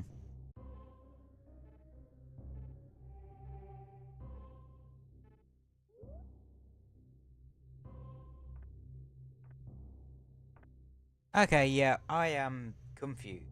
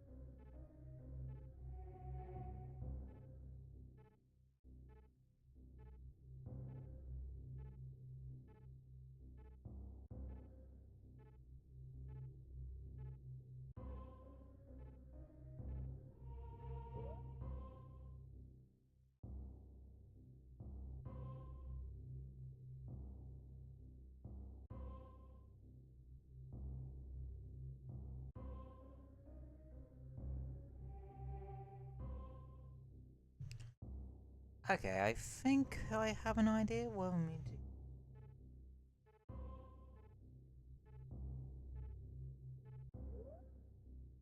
Maybe? And it requires this way.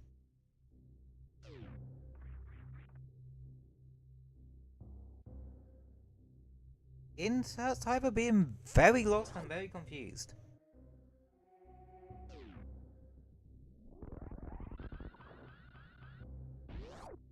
I want us to get.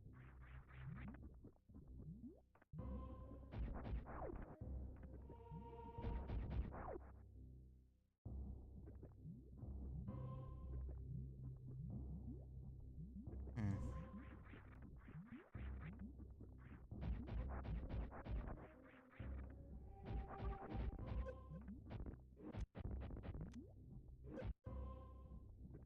Now for that we would need like ice set.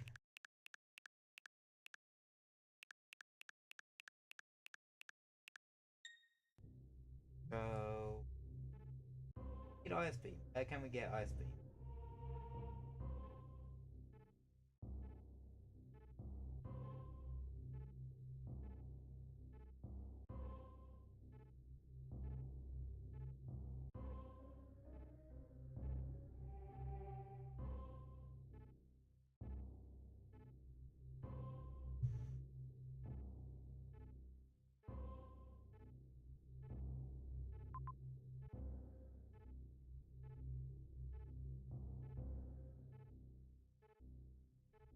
Yeah, no, I am very confused.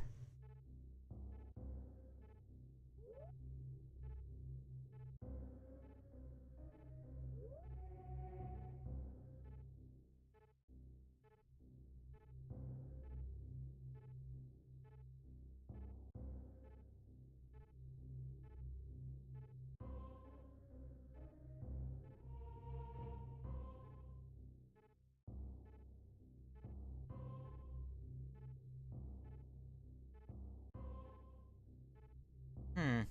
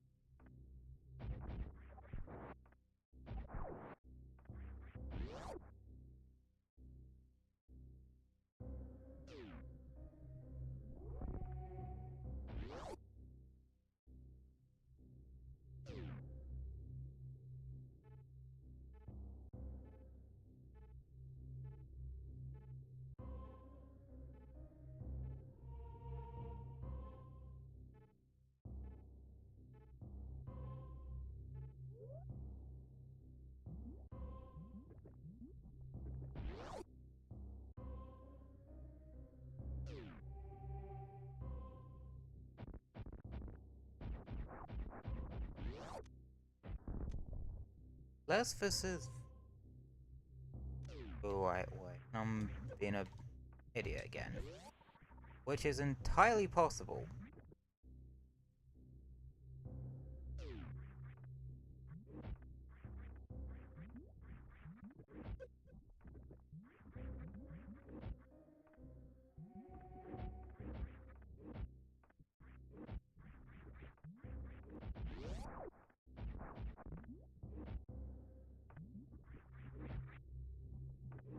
Oh, yep.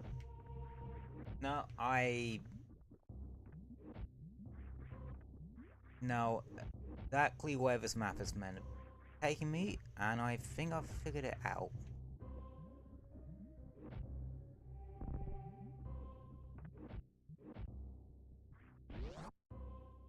Go in here. You get the ice beam.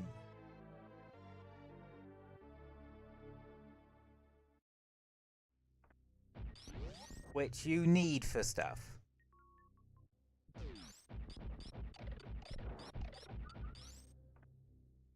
Right?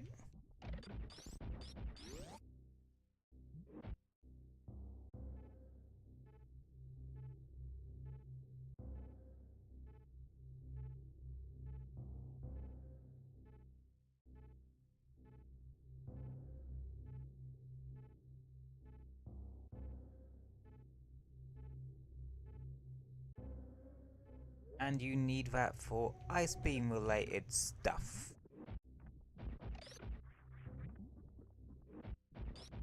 Right?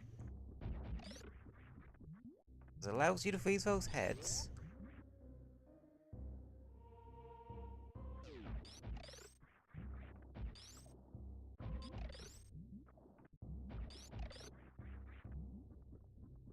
Yeah.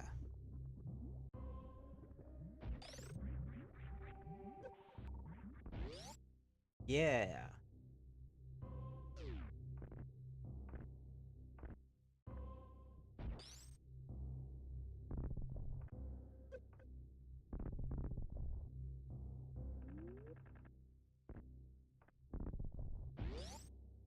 Now have I...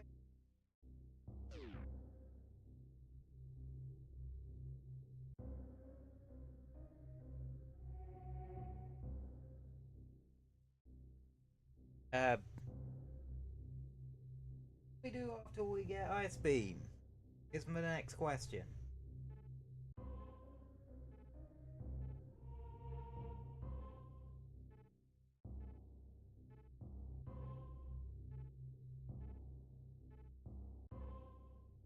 Yes, I am looking up playthroughs now.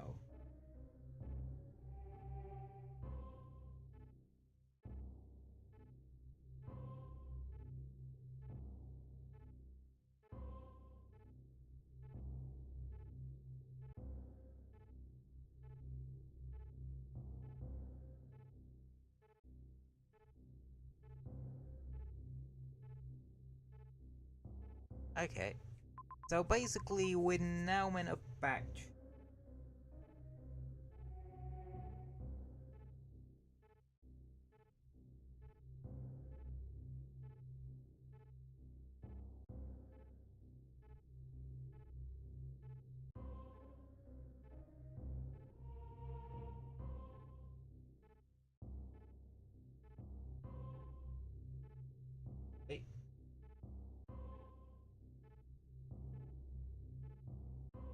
Uh.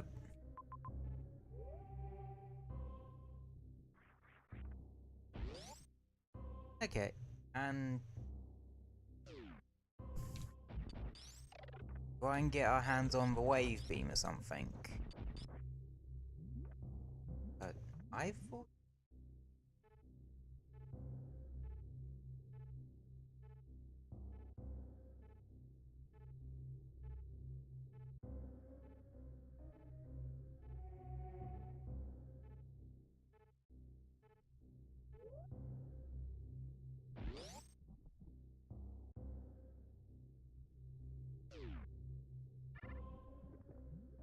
What was that?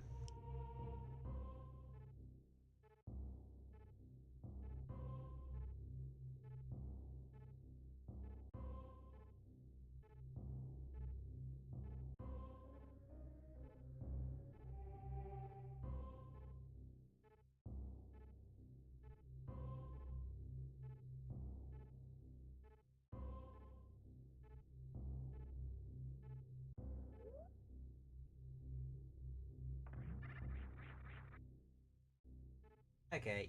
Yeah, no, I am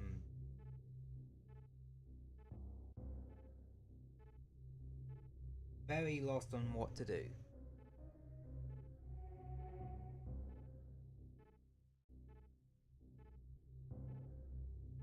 Cause that's the thing about Super Metroid.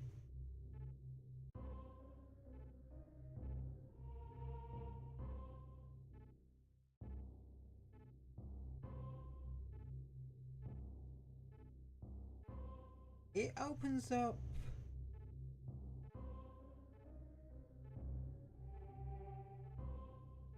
crazily.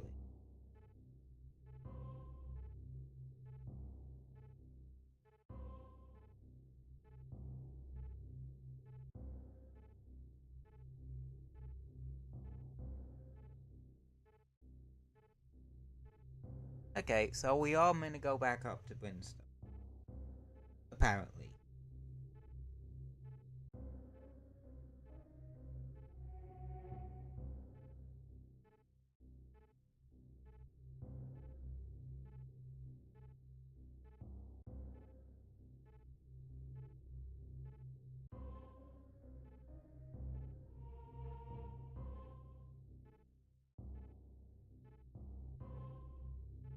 Oh, okay. So basically what it's saying that I should be doing is going back up to Brinstar.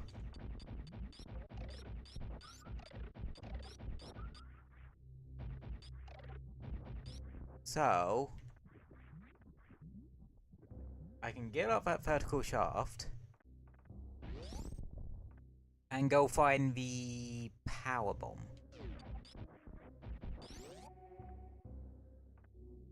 Okay.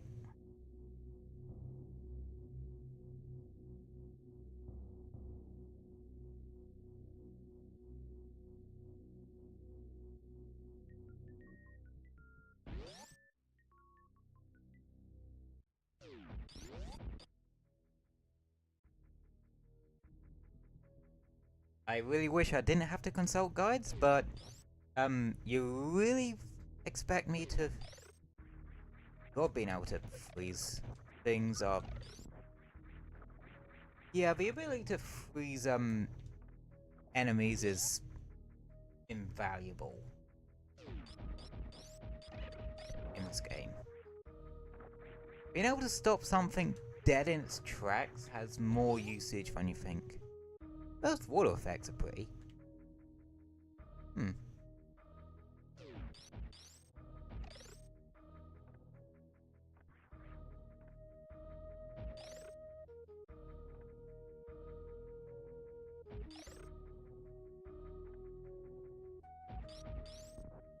And now, back up. Up.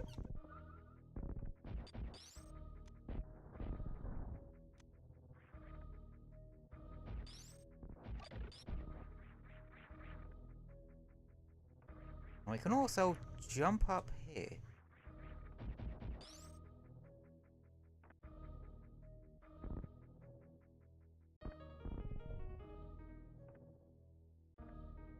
Why can you bomb that?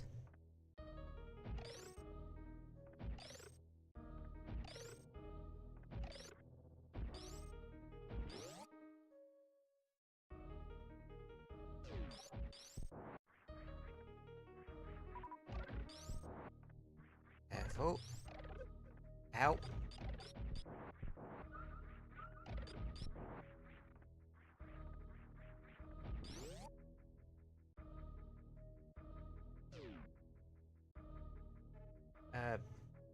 This way I'm gonna go.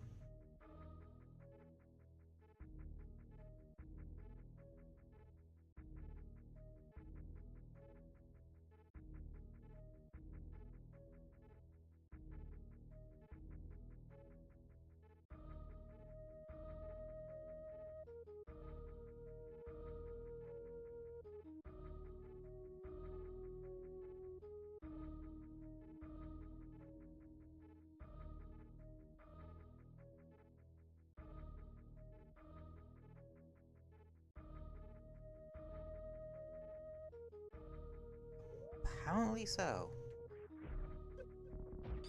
Oh, I'm supposed to go this way.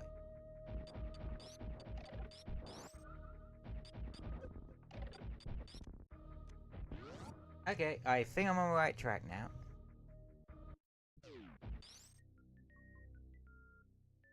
Oh no! No, don't like this room. Don't like it at all. Nope.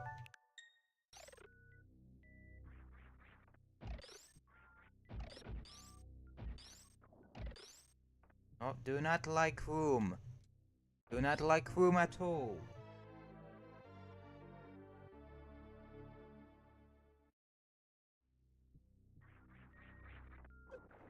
Help. Ow.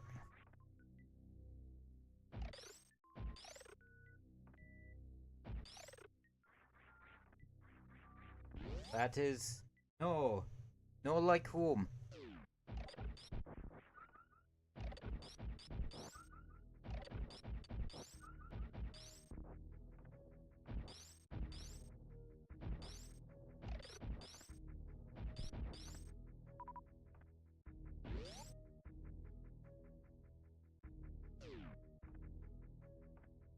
And guess what? We go. Only go right there.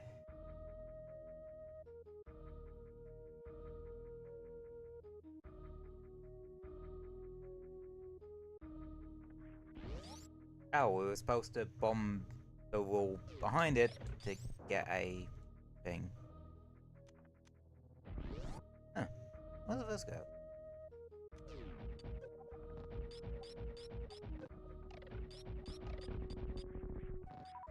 I have mixed opinions on that one.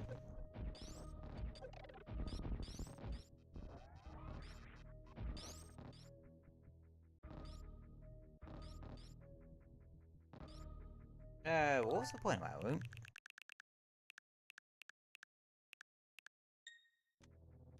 I'm not going down that.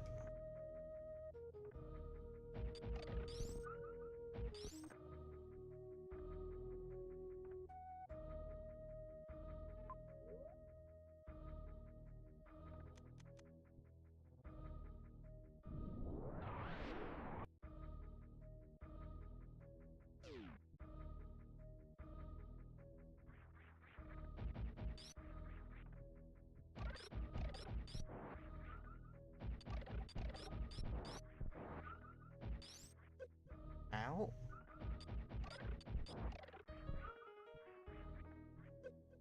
Nope.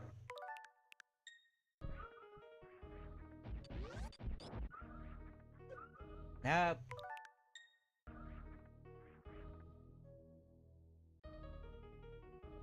Me no like it that room.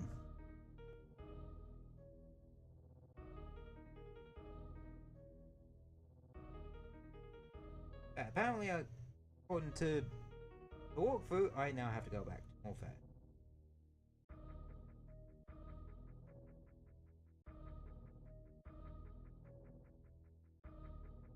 Right. Honestly, I thought you had to go back to,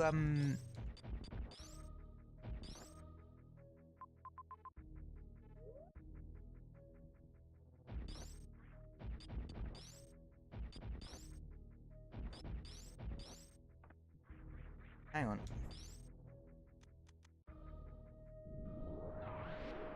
I'm going this way. Let's see what's up here.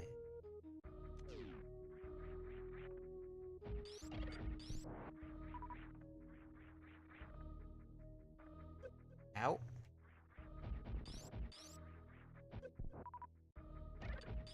Oh. Well, never mind then. I'll come back when I actually have the, grapple beam. Ow.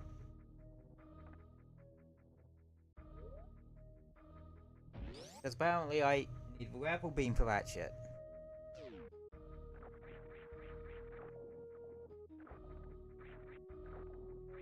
Damn it.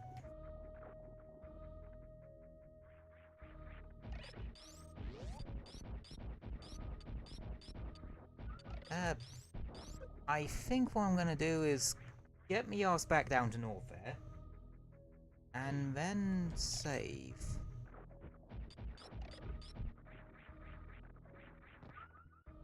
Then save and put a pin in the game for the day.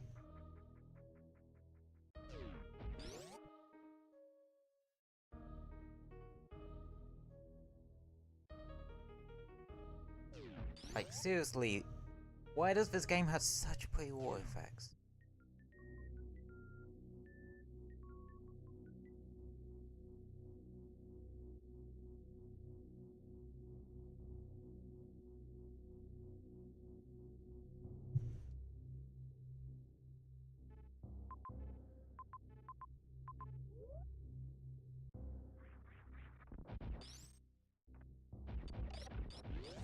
Yeah, no, I think I'm back on the right track.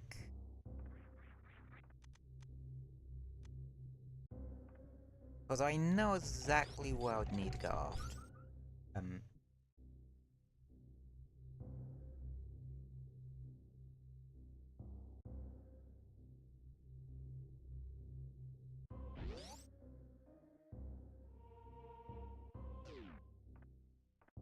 But I'm gonna put a pin in the game there for today.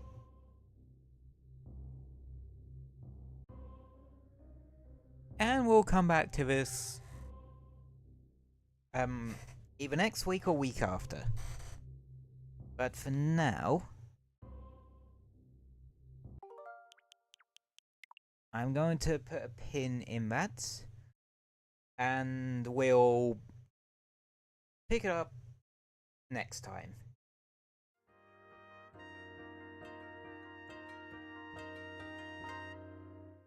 And we're just gonna chill in here for a bit.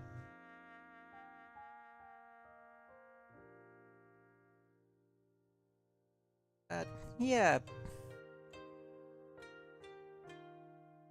I gotta admit, I don't think this playthrough is gonna take nearly as long as the previous go round, cause yeah.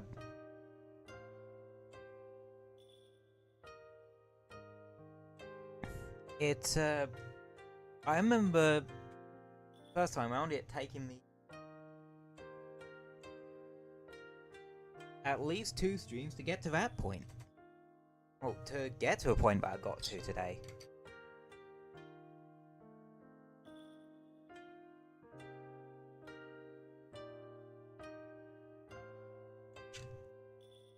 So yeah, muscle memory kicked in hard in that first chunk. After that, it kind of deserted me a bit.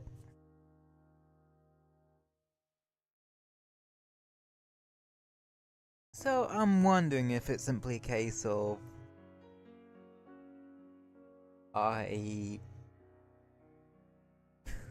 kind of remember up to this point and then just kind of blank the rest.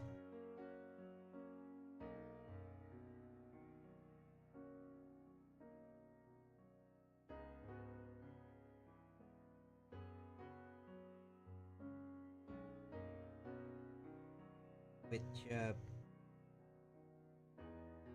yeah, knowing me is more than likely.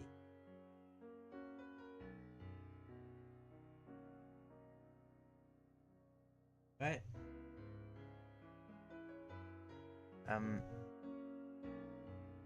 So yeah, it might be worth me having a map out, like, or because I did have to consult a map and a guide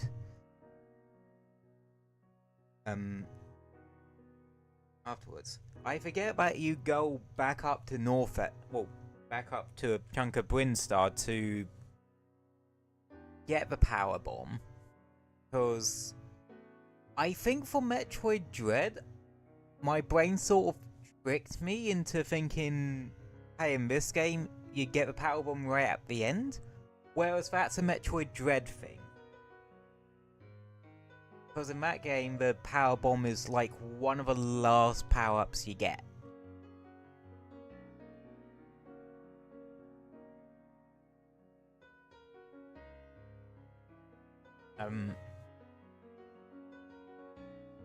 But then again, in Metroid Dread, they do find a use out of every single power-up. Like, there's no real optional power-ups. Optional upgrades.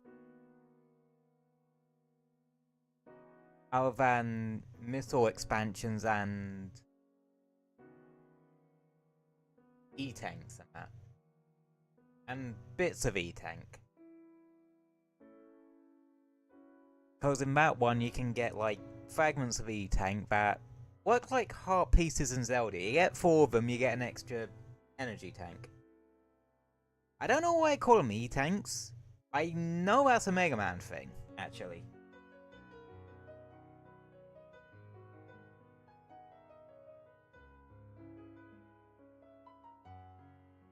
So, yeah. Yeah.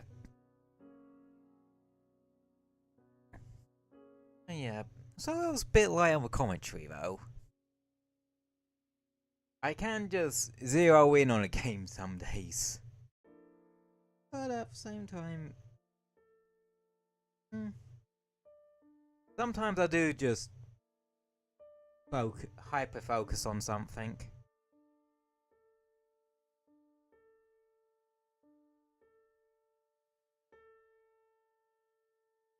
It's one of the superpowers we have, I guess.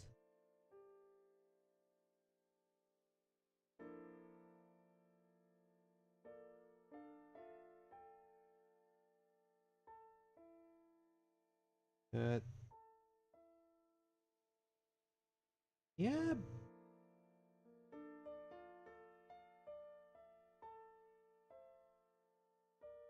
That's just how I am. And it is very easy to just get sucked into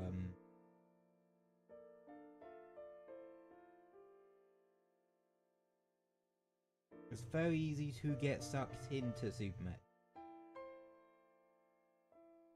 No, it's scarily easy to just get sucked into it.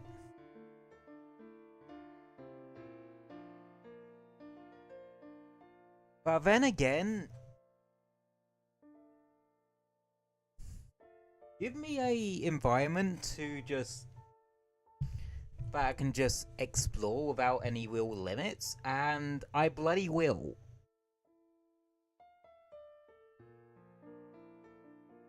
Like Enfield, Xenoblade X, Tears of the Kingdom, Sonic Frontiers, fucking Genshin. Anything where they just give you a well-crafted open world, or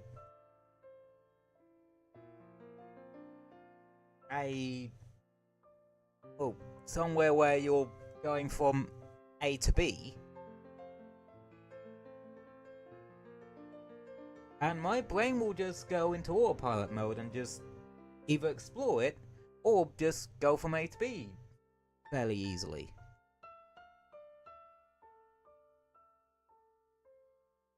But yeah, I don't know how many streams it would actually take me to beat Super Metroid this time around.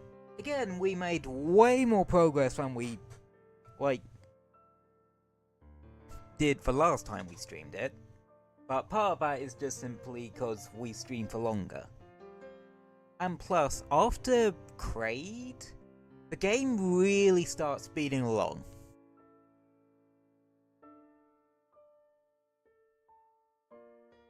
And I'd say after Grapple Beam, it just opens up a fair bit.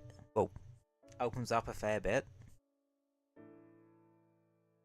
No, actually, I would say after Get Ice Beam, it opens up a fair bit, because you can go back to Criteria,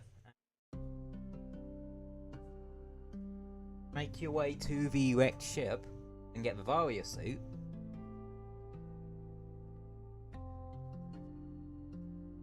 Or you can go grab the grapple beam and maybe the wave beam. I do think it's actually worth getting the wave beam.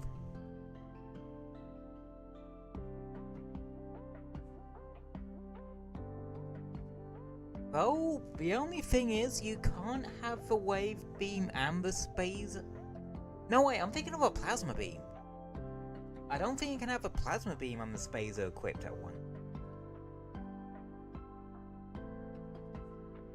Because plasma beam turns it into turns your shots into 2 projectiles, but stronger ones, whereas the spacer does 3 projectiles. But you can't have both of them equipped at once.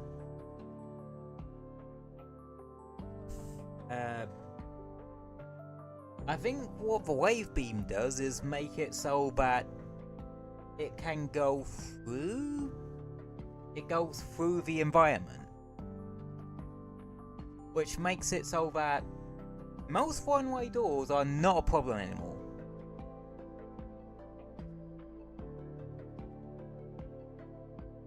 Yeah, really, once you get bows and the gravity suit, yeah, you your options expand exponentially. You can go to Meridia, which, yeah, I think that would be a smart first point of call. Like, get yourself a space jump and you're good to go.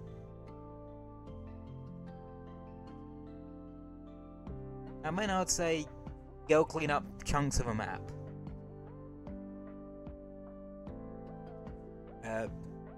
Try to find as many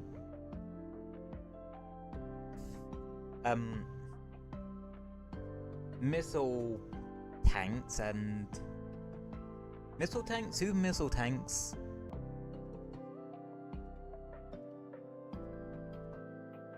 Yeah, everything except power bombs. Cause honestly, you only really use those for exploration.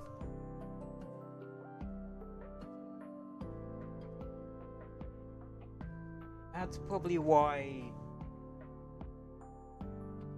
Dread gives you them right at the end, so that you can essentially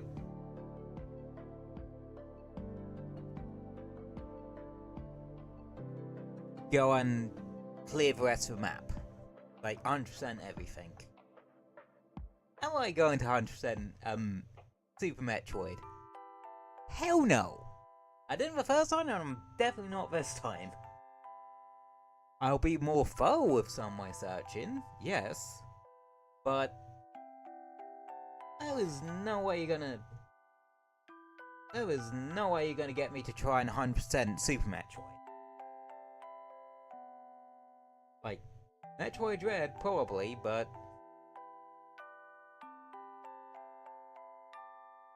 Super Metroid, nah.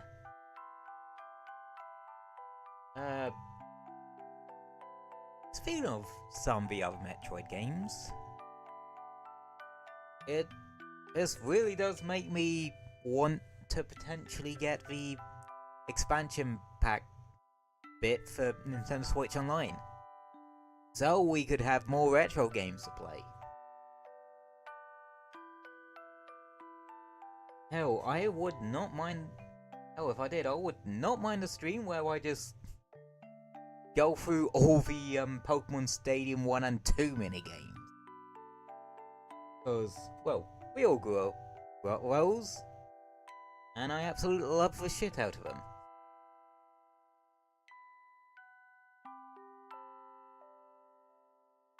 Also, it would be funny to try and beat some of the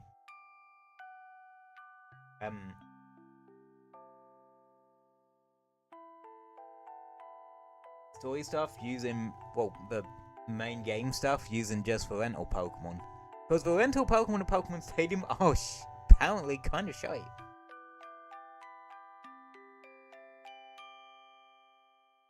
And knowing what I do now about Pokemon, yeah, it would be interesting to see just how bad they actually are. Plus, I feel like the Pokemon Stadium games were pre-games for Nintendo 64 standards. And there are other games on there I haven't ever played. Basically, the collectathons on there, like, I played Super Mario 64 DS, but not the original. And I played Diddy Kong Racing, but not even the the N64 Banjo-Kazooie games.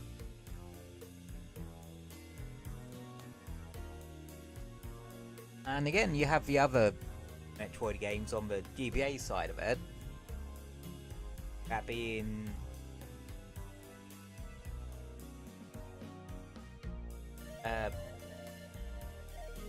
Zero Mission, the remake of the first Metroid game, which from what I have heard is incredibly handholdy. Which, that's gonna fucking be an experience. And Metroid Fusion, where they really started to ramp up the "you're being hunted, get the fuck out there" moments. which,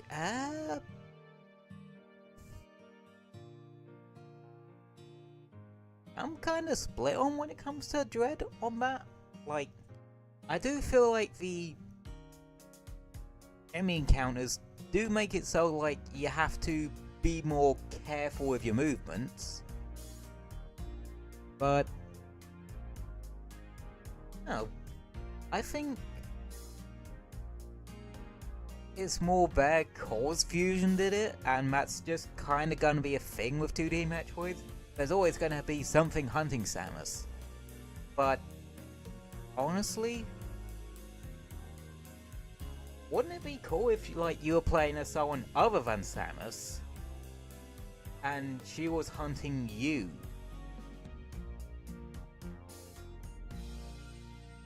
Like after the events of Dread, she had, well, she couldn't turn to the Galactic Federation for bounties because you would be worried that they would just capture her and to extract a Metroid DNA for stuff. So that's why she's gone off grid and doing more dodgy bounty work. And you're one of the people on the wrong side of that bounty. And you have to hide from Samus.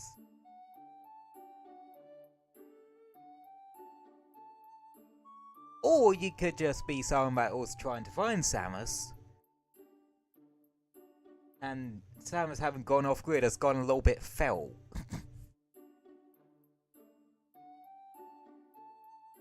Or her paranoia makes it so that she maybe ends up with some form of paranoia.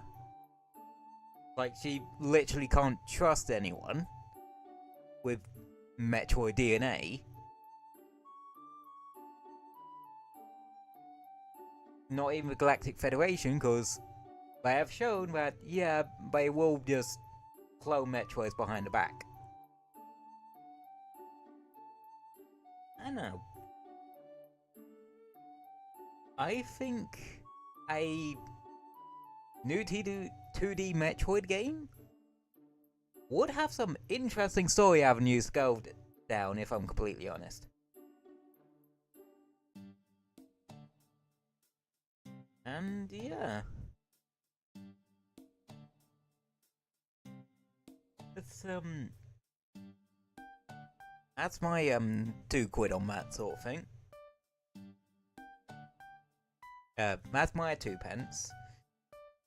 Granted, I don't know how much longer we'd be using like £2 coins. Just I don't know.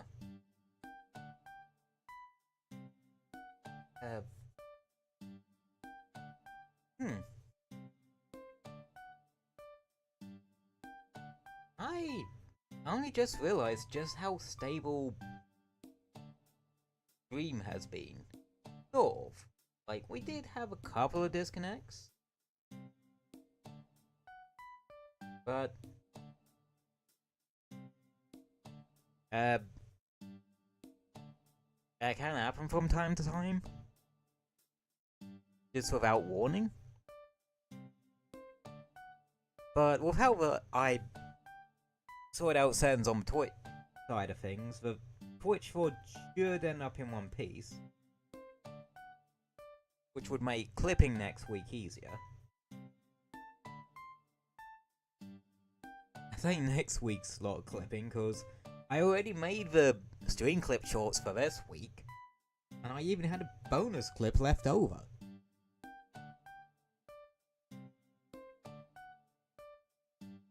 Because, yeah, I'm ramping up,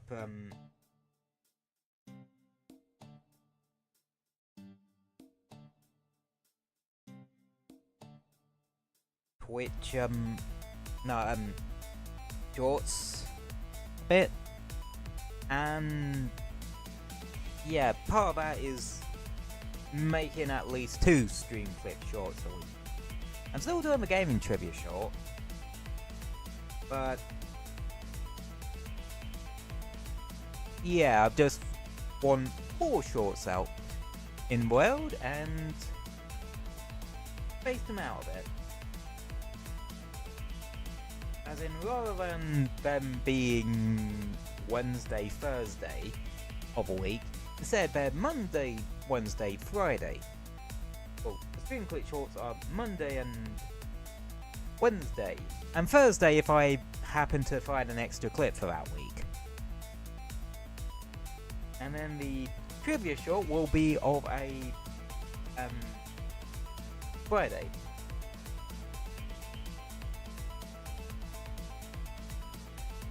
I just thought switching it up a little bit might help us grow a little bit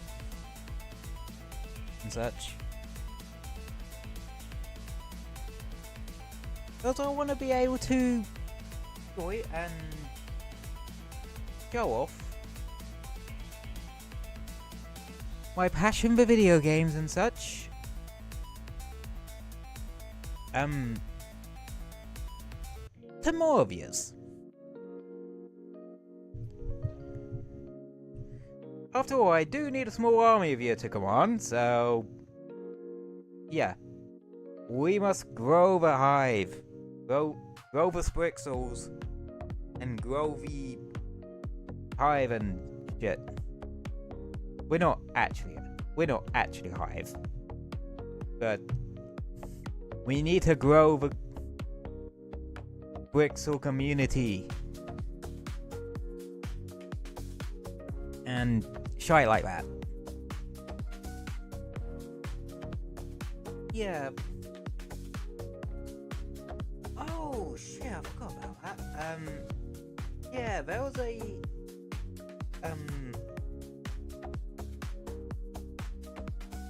what's it? Indie World Showcase on the Nintendo accounts earlier. Nothing that particularly interested me, other than a new trailer for a interesting game that I'm curious about. That new Denshut Attack. The fucking Tony Hawk train game. Yeah, I'm curious about that one. I suppose it's a good thing that I have started this sort of retro indie, weird and overlooked game Tuesday. Well, game day. Cause there are a good couple of indie games at the moment that have piqued my interest. Just like I did with Migrate just then. That I want to check out. Well, it was definitely one that I'm gonna be really excited to play come April. Cause yeah, PI Mouse for Hire would have come out like 16th of this month, but they delayed it so they could do a bit more work on it, polish it up a bit more. Like, and break elbows tubs of elbow grease. I mean, it's Mouseberg, they probably have a good couple of those running around. So yeah, they delayed it to 16th of April instead, so we'd probably start covering that one on like the 21st. Because luckily that one isn't exclusive to PC. It's on consoles and that as well. I think Denshikak the Tony Hawk train game,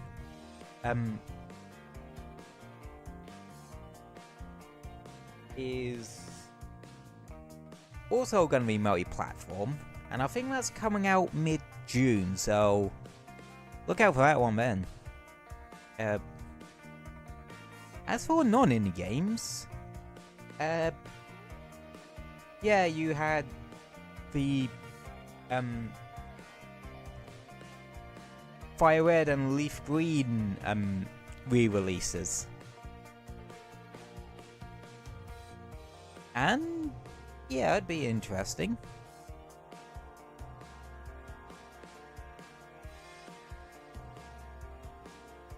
Cause whilst they are Gen 3, well, for Gen 1 remakes, but technically Gen 3 games by virtue of, well, coming out in Generation 3 of Pokemon. And that, believe it or not, it's the only generation Pokemon I have not played a game from. Well, played a mainline or remake game from. Because OG Gen 1, I played both Blue and Yellow. Gen 2, I played Crystal. Gen 3, obviously, I didn't. But I did play the Gen 3 remakes, but that's a 6th gen game. 4th gen, Diamond and Pearl. I missed out on Platinum and Heart Gold and Soul Silver. Which kind of sucks, because I fucking loved Crystal. Yeah, Nintendo, re-release Heart Gold and Soul Silver next, please. Let's see. Black and Black 2. I love the 5th gen games with a passion. Y and the aforementioned Gen 3 remake, specifically Alpha Sapphire. Sun and Ultra Sun.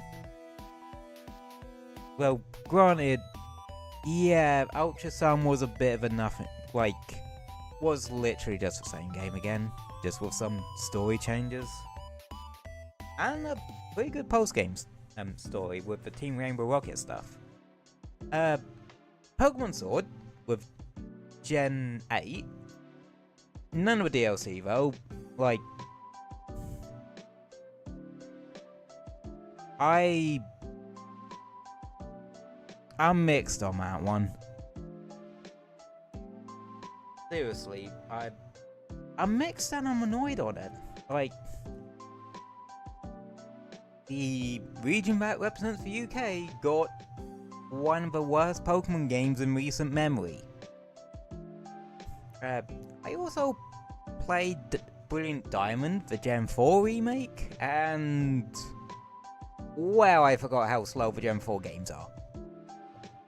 I don't know if it's just Brilliant Diamond particularly being slow, like modern Pokemon games being a bit slow, or it was just slow because it was trying to emulate them a bit, well, the Gen 4 games a bit too much.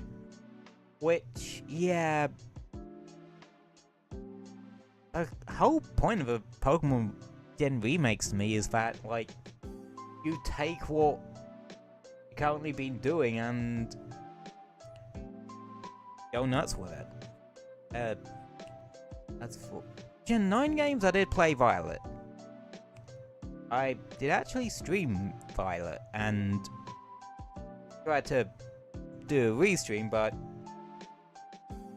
got bored of it halfway through.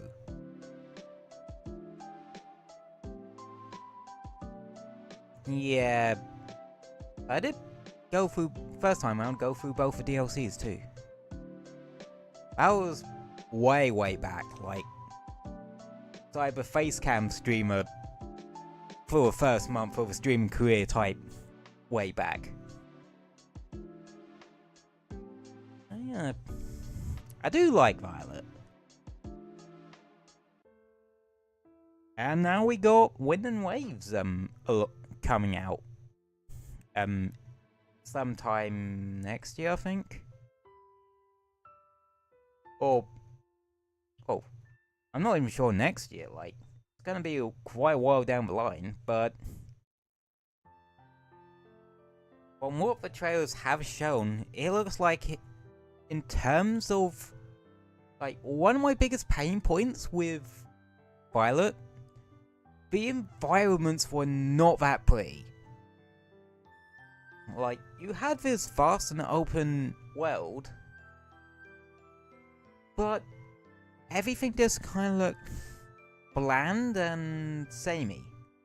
There were some interesting bits, like some of the canyony areas, and I do think, for as much my issues with the DLC story, like, Indigo Disc had an amazing new locale, really showing off just how much technology Universe actually has as a region.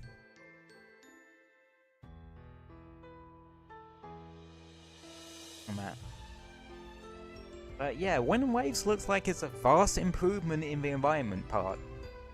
Beautiful, lush environments that likely are going to be very, well, incredibly varied. And yeah, I'm excited for that. Yeah.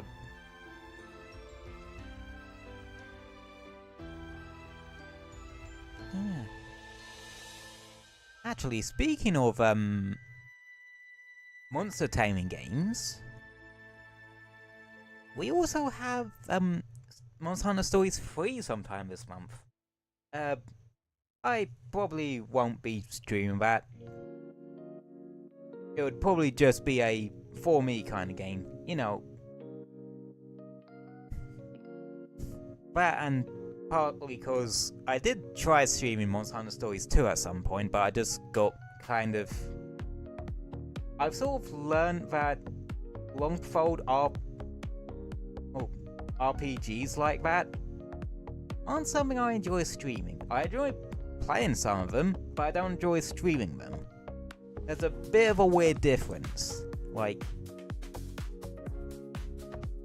it's also why I dropped the Tears of the Kingdom playthrough, because yeah, I don't like stuff that's a bit too aimless for streaming.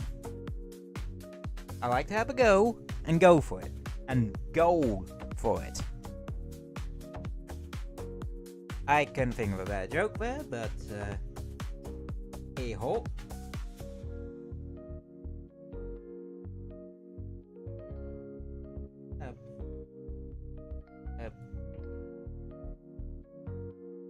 Yeah. That's all the current gaming news I can think of off the top of my head. That and High Guard's apparently gonna shut down on the 12th. Which, I never played it and I didn't have much of a want to play it anyway. But, that's live service games for you. Like, sometimes they do just have to shut things down because they aren't able to sustain things. That's a hard word to say sometimes. Yeah, they have trouble sustaining it.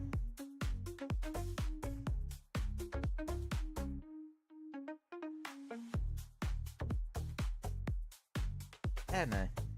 That's why I think the gaming industry needs a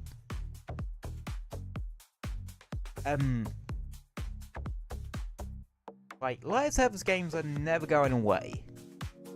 Like, that's just a thing.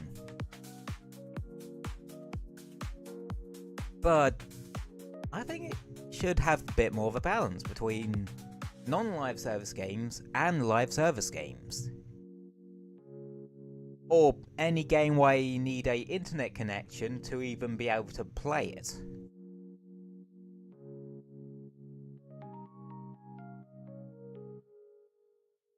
And yeah, there just needs to be a bit more of a balance between them in the industry.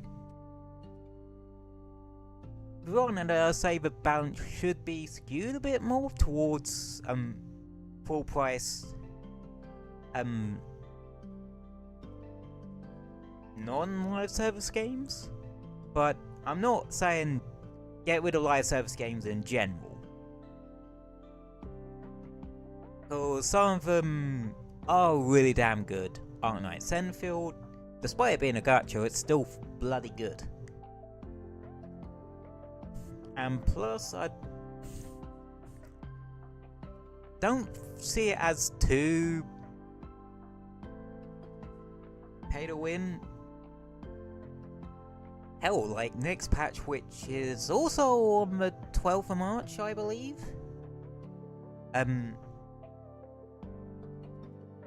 is actually giving free-to-play players more rewards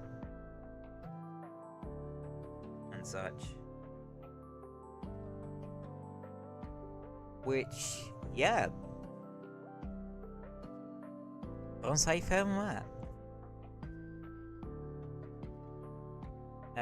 I do think gacha games do need to be, like, have some strict regulations on it.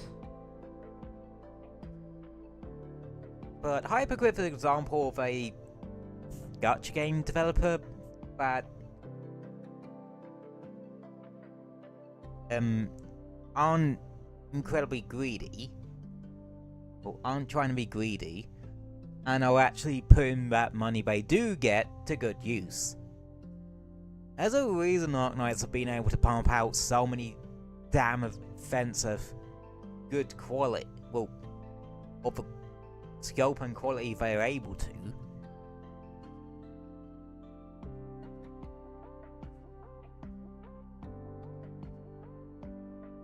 And yeah, I have my respect for that.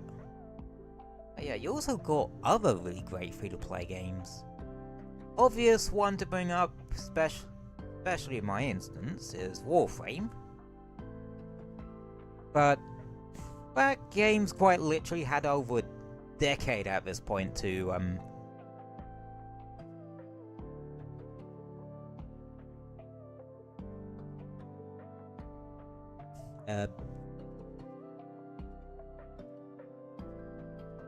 well, it's had a decade to get to where it is.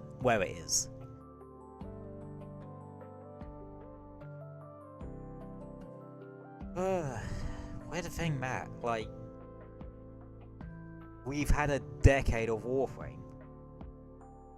Hell, couple more years, and I would be playing the game. I would have been playing Warframe for a decade.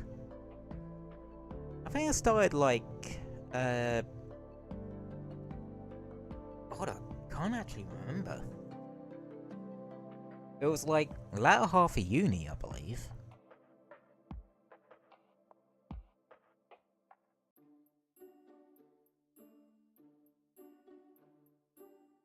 And yeah, just kind of went for there. Anywho, we're up on the 3-hour mark, and I can't actually think of what else to really yammer on about, so I'm gonna show the schedule for the week. So yeah, the Retro Indie Other Stuff Day. We started our replaythrough of Super Metroid. I might actually make sure to timestamp that one. Timestamp it on the YouTube side and start plopping it into a playlist. I want to get back in the habit of that with new playthroughs. And maybe just streams in general. Saturday we got our usual Warframe stuff. And I'm not sure what direction to really go other than our usual weeklies and such. And Sunday we're back to Hyrule for Age of Calamity. And we are very close to unlocking Terraco and bringing back the little egg. So all our efforts are going to be directed towards that. And yeah, I'll probably do some off-stream grinding. Maybe getting Hestu a better weapon. A better base power weapon. Via the vicious monsters. And yeah. Just try to unlock the little guy. And get him geared up. Which we can hopefully take into the last DLC story mission and maybe clear that one too.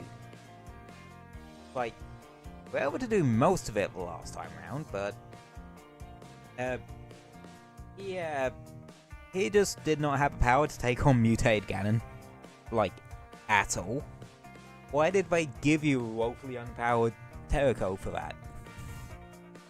I know the idea is like, it's meant to be more of a thing after you've done a bit of grinding, but yeah. And then after we've done that and unlocked the characters from that last DLC mission, we would have one more character to really go for. And apparently is a bit of a doozy. Like, quite a few things to actually do. Yeah. So yeah, that's the schedule for today. For this week, I mean. And yeah, if you want to refer back to it at any point, the stream schedule for a week is always on the YouTube community tab. And is the pinned tweet on my Twitter profile on that. But I think I also have it on, like, well, if you don't really look at either of those, just remember that I typically try and stream Thursdays, Saturdays and Sundays at 7:30 PM UK time.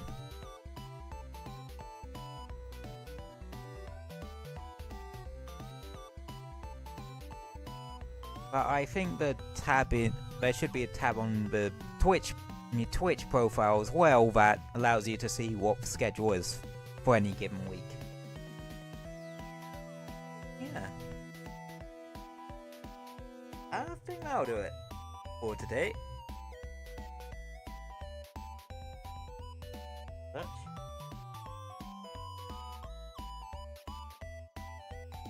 And yeah, it's nearly been 5 hours, so I'm gonna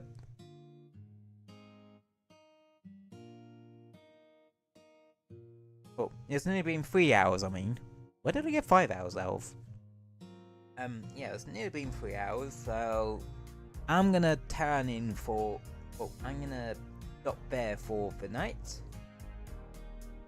So, as always, thank you all for popping in and hanging out for a bit. Very much appreciate you doing so, and you're more than welcome to pop in again whenever I be live. There's shorts and buzz to satiate you in the meanwhile. I very appreciate you giving those a watch, because it helps out the analytics side and helps the little community grow. But just you pop in every so often and saying hi is more than enough. Or saying hi or liking for a bit is more than enough for me. So I hope you all stay safe and have a wonderful rest of your day. And I will see you on the Saturday for some War of the Frame. Alrighty. See you Saturday, because I totally forgot what days are for a second there. Yeah, see you all Saturday. Hope you all have a wonderful week, and I will see you on the weekend for some Warframe. Alrighty, good night, everybody, and see ya on the weekend. Good night.